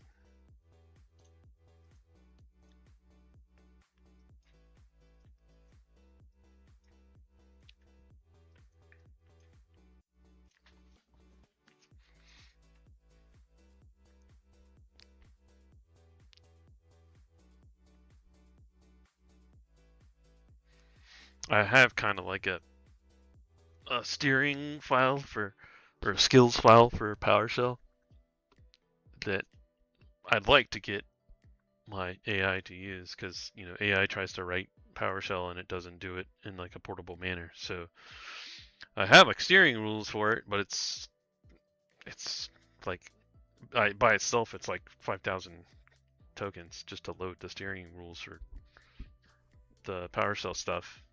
So I need to minimize it and get rid of all the crap that I don't actually need in there. But if I get it in there, it'll actually do what I tell it to do. So it'll use like my download function to like add stuff to download instead of using its, the normal Windows, was it, whatever Windows' function to download shit is. Um, so it seems to work pretty good. It's in my prompts, my protocol AI prompts folder. I just need to actually use it. What's it? Agent PowerShell standardizer description.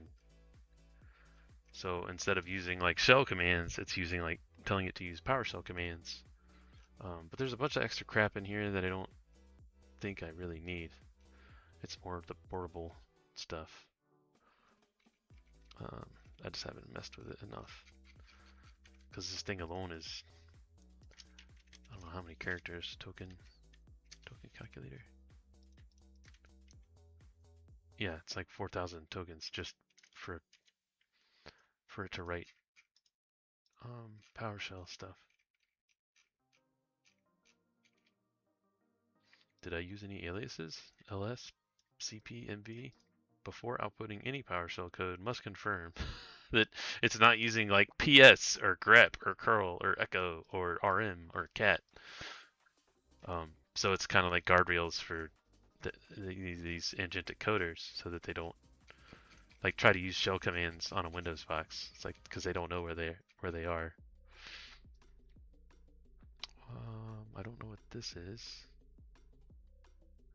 It's definitely pissed. This can be run due to error. The system can't find the specified file.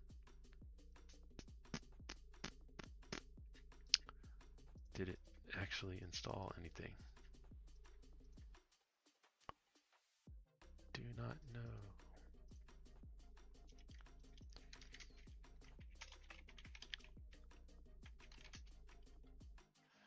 It's in there. I don't think it actually fully installed it. There's LM Studio. But this is the stuff I've been missing, is like the output of like bad output of stuff. The weird thing is that it is installed, but yeah, LM Studio is installed, but LMS is in a weird place.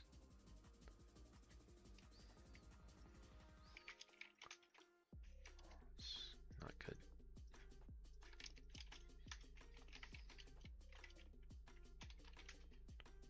Resources app Webpack. I don't think that's correct. Should be Elm Studio bin.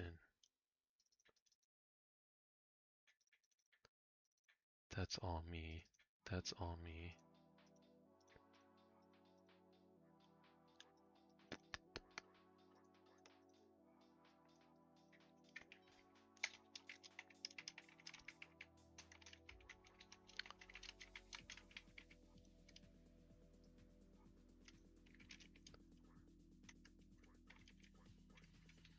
There's no way this is gonna work, or is correct.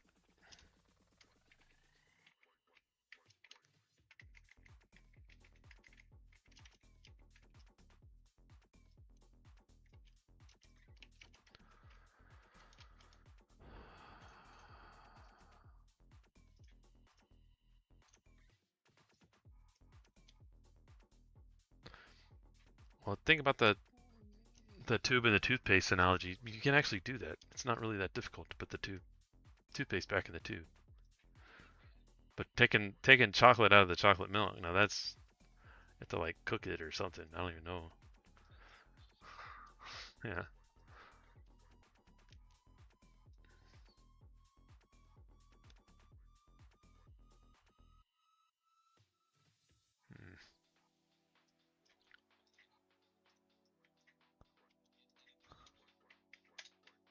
Mm-hmm.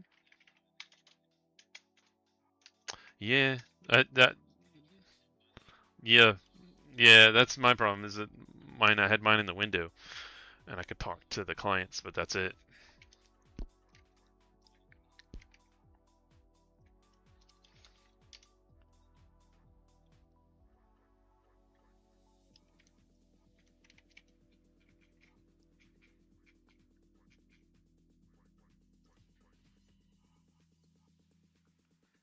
Yeah.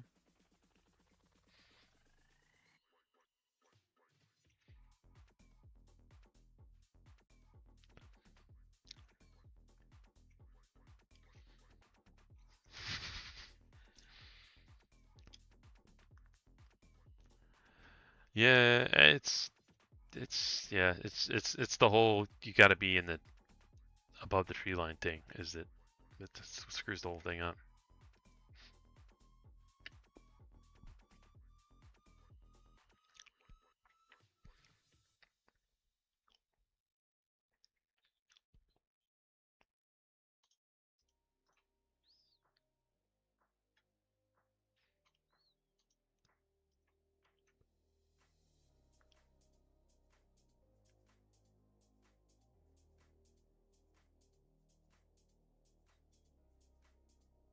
Huh. That's weird. It's like all the same backend. You would think it wouldn't matter whatever you're using. Yeah. It's like medium, fast, whatever, medium, slow. Yeah.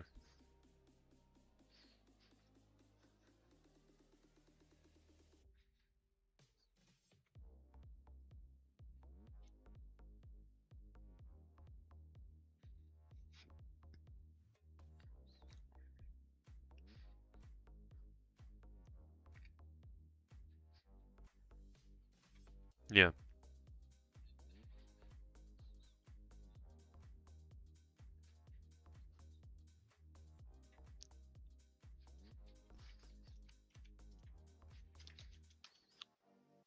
Yeah, and that's where you like start introducing noise, and if it start trying to beat its head up against the wall when there's nothing there, it might cause you some issues.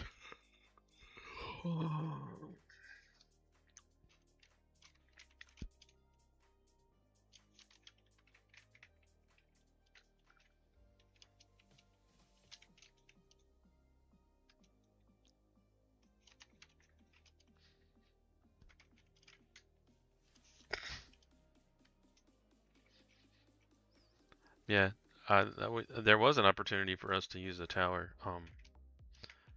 where I was at, and the local makerspace, but then they're like, "Oh, we don't own any of that, and you can't put anything up there." And it'd probably be $10,000 to put up a real tower, anyways. It's like sanctioned by the state or whatever.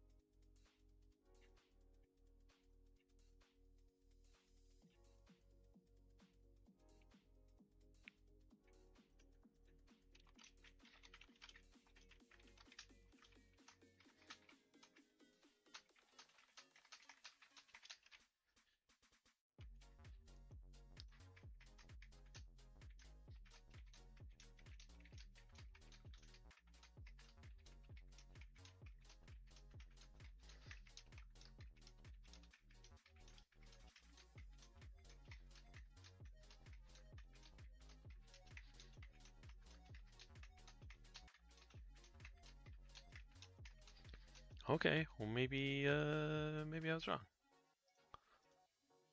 My install somehow is different than this other install. It's really weird.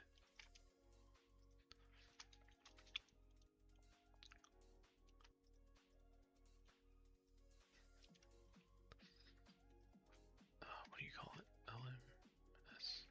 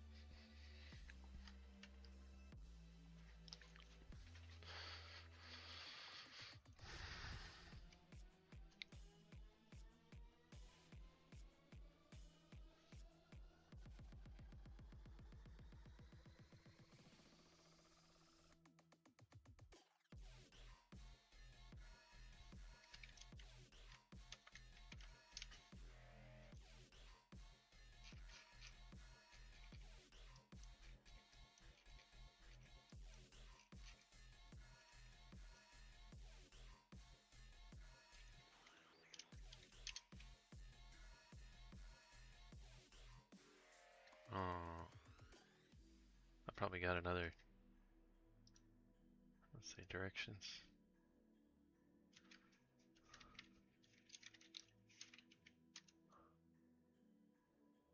Got 30 minutes.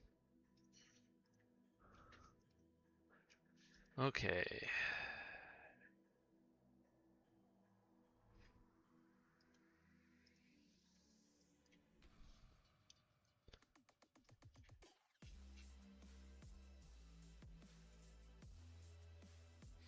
Daemon is not running.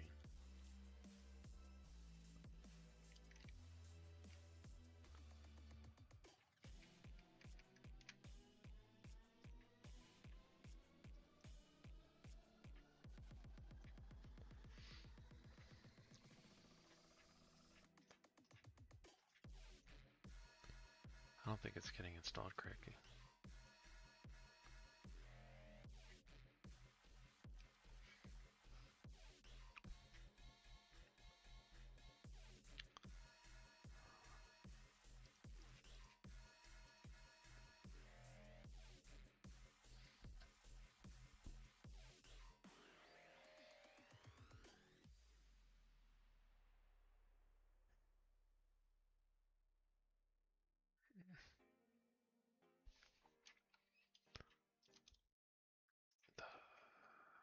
Why are we running npm?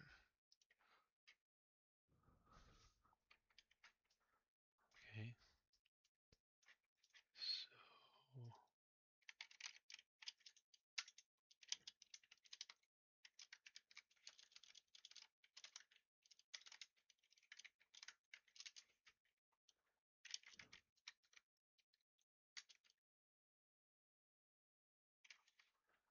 wait, there's no LM Space Studio folder? Oh. So confused.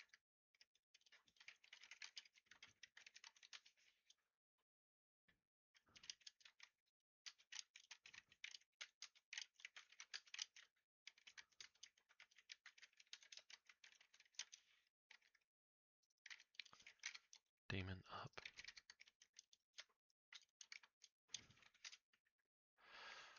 Studio Daemon is not running and no valid installation could be found or installed.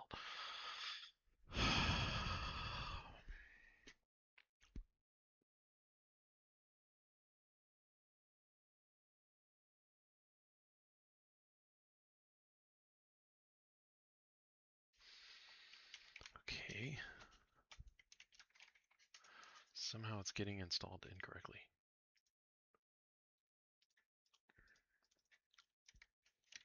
Because I'll bet even this has.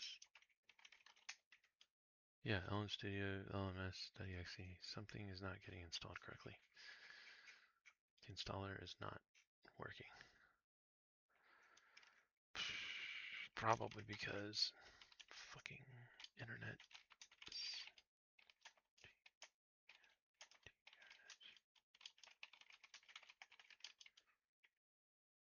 Um,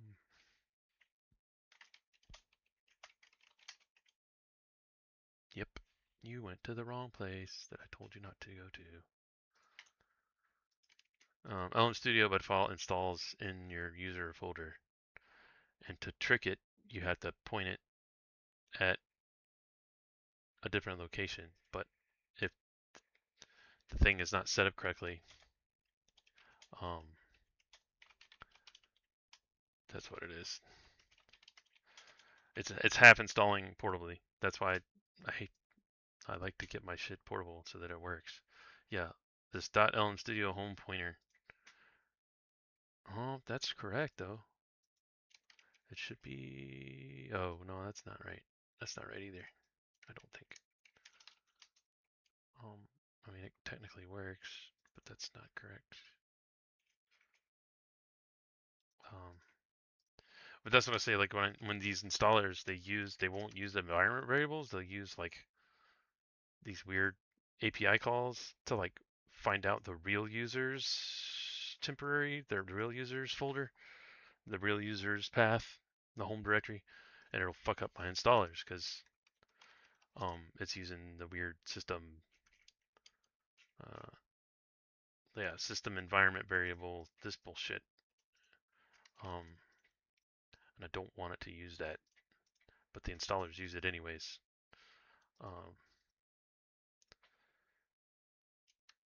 It's fucking annoying. So I thought I fixed all that, which is way up here. If not pass this path, portability, get location, all this. Yeah, create portable directory structure. Let's see, local share.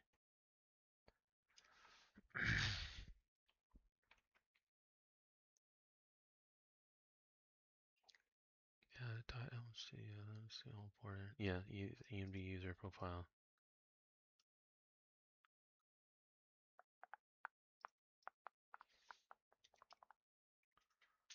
Where's the weird system stuff?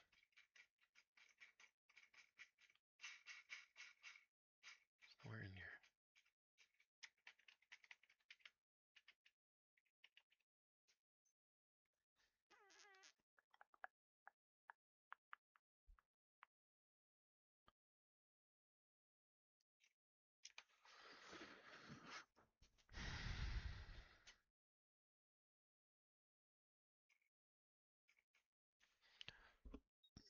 Yeah, that was my original problem. This fucking LM Studio home pointer file. I'm gonna actually fix this and not monkey patch it.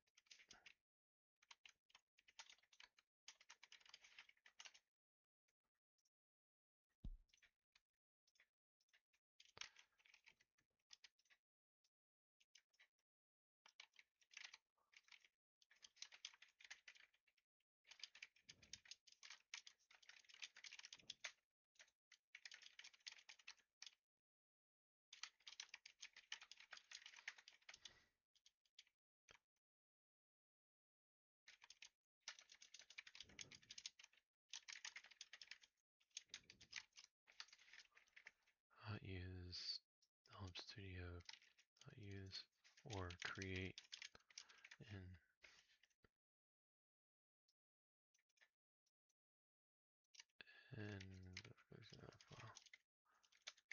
goal is to never touch, never fall or put any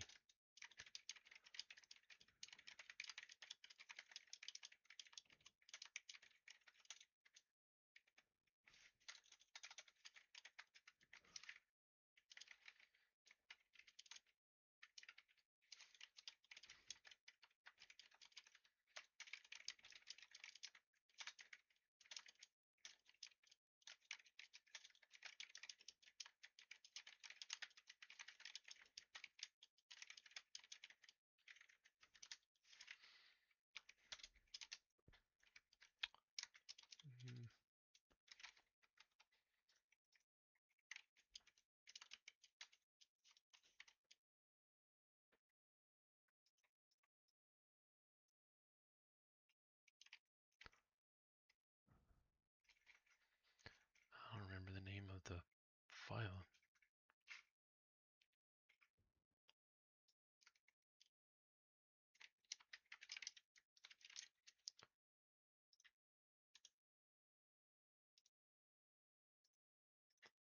I mean, I don't want to download it again, but whatever.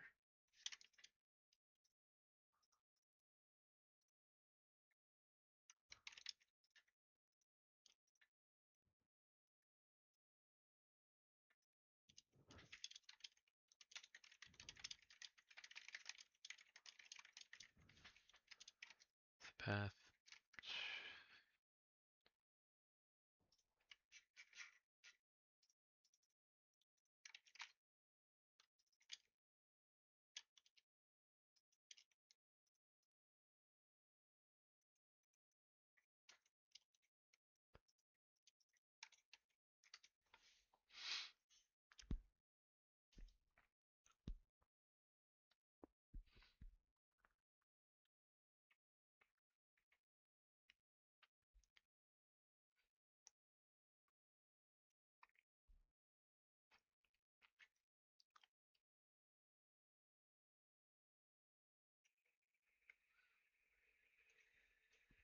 TypeScript.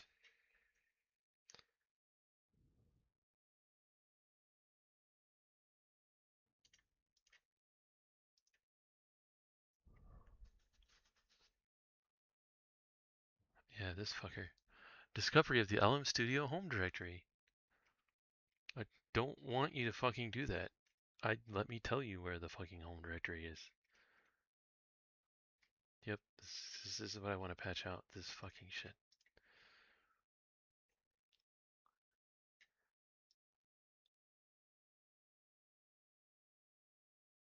Users can override that using this pointer file. Just put it in your home folder. That's not what I want. I want to tell you where to put the files, not the other way around. The uninstall path, local, blah, blah, blah, update, confirms. Yeah, same thing.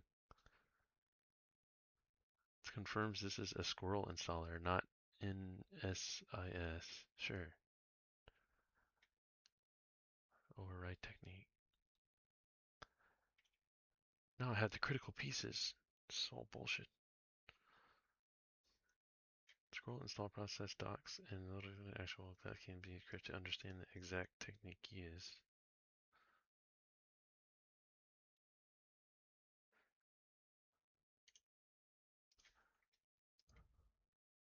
It's referencing GitHub pages that don't exist.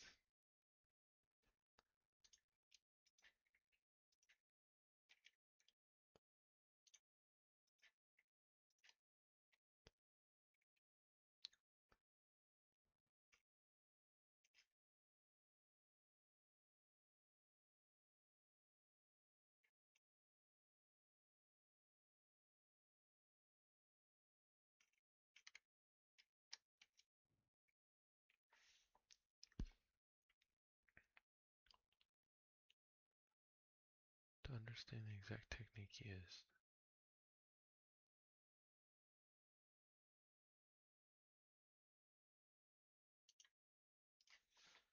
Is this a real thing? That's not a real thing. That's also not a real thing.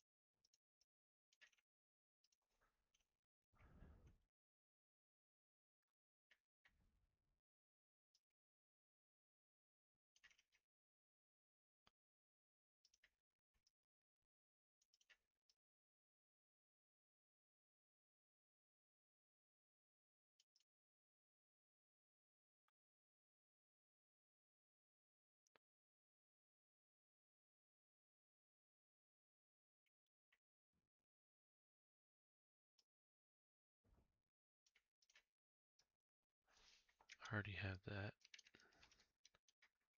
Already have that. Already have that, more or less.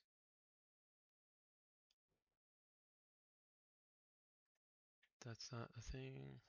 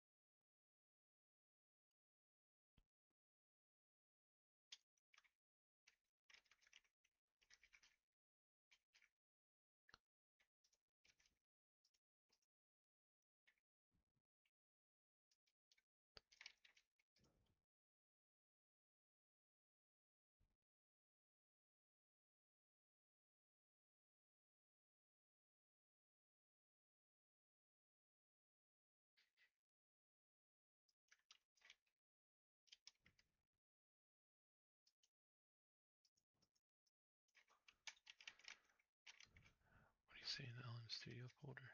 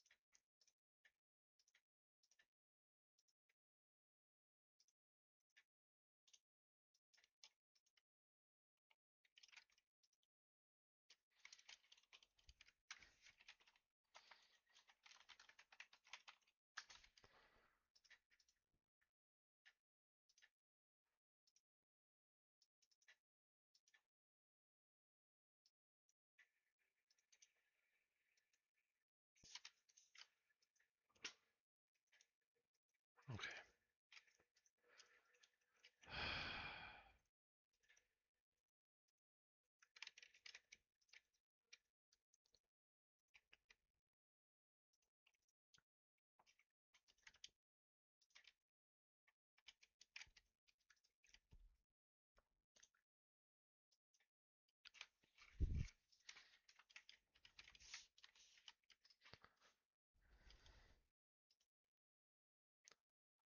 Set content path. Alright, see important path value.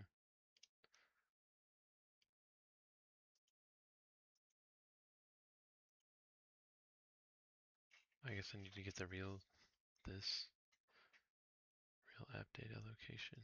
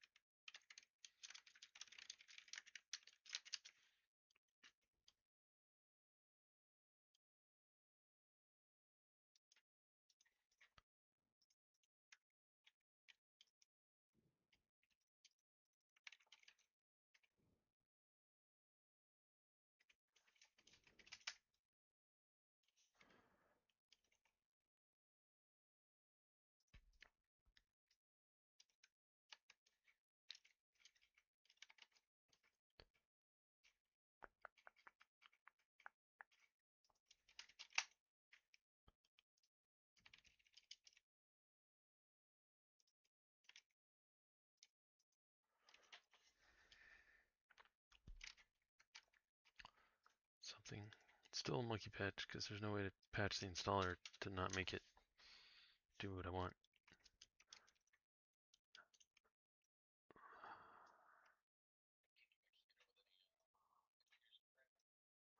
Yeah, it just doesn't listen to environment variables. It uses like OS. It uses like nodes or whatever this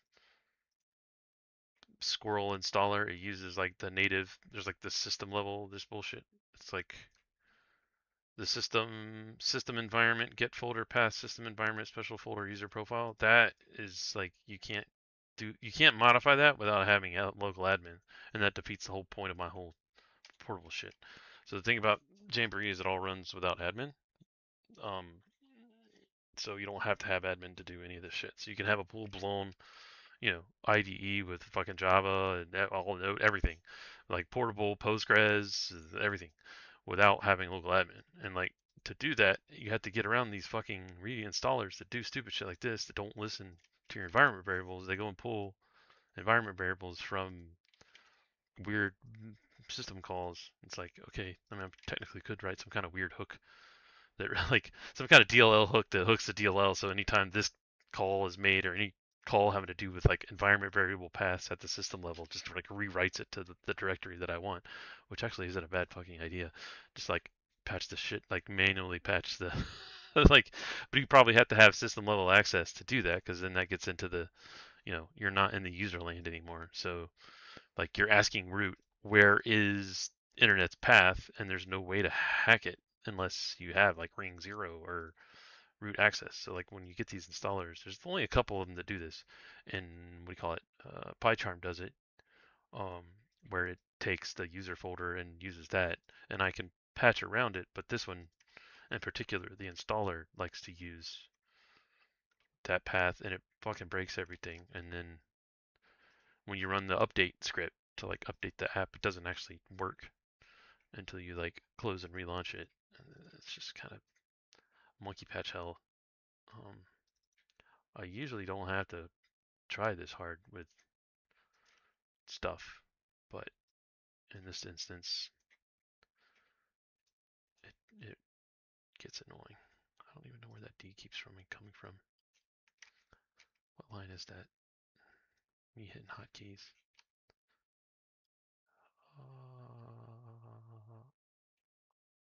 2000 something? 2071? Alt D. I don't know what that means. I guess I broke this. D.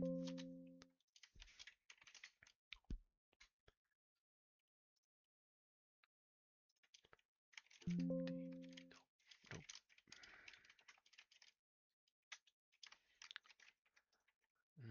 This must be for something completely else. I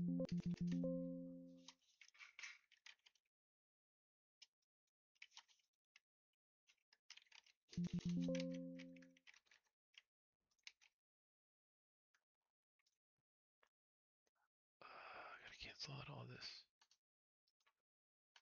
Stop. Alright, looks like playtime is over. The kids are back. Yeah, wife's back with the kid. Yeah. Yeah.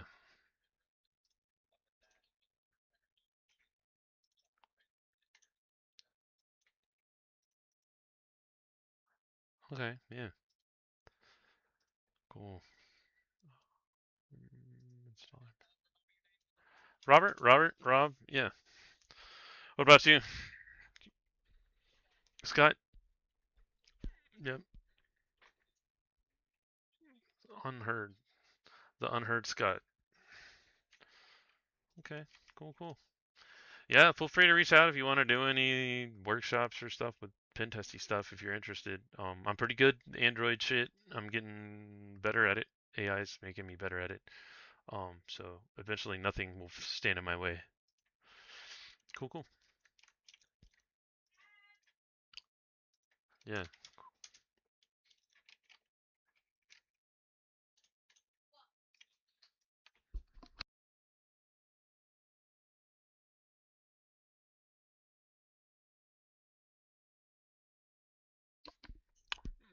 Yeah, I'm around. Hopefully we'll get some lulls and I can work on my stuff more, but we'll see. Cool. Latest, man. You too.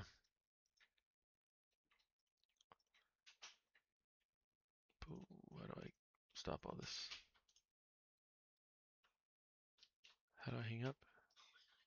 Hang up? Did you feed Ray Ray? No.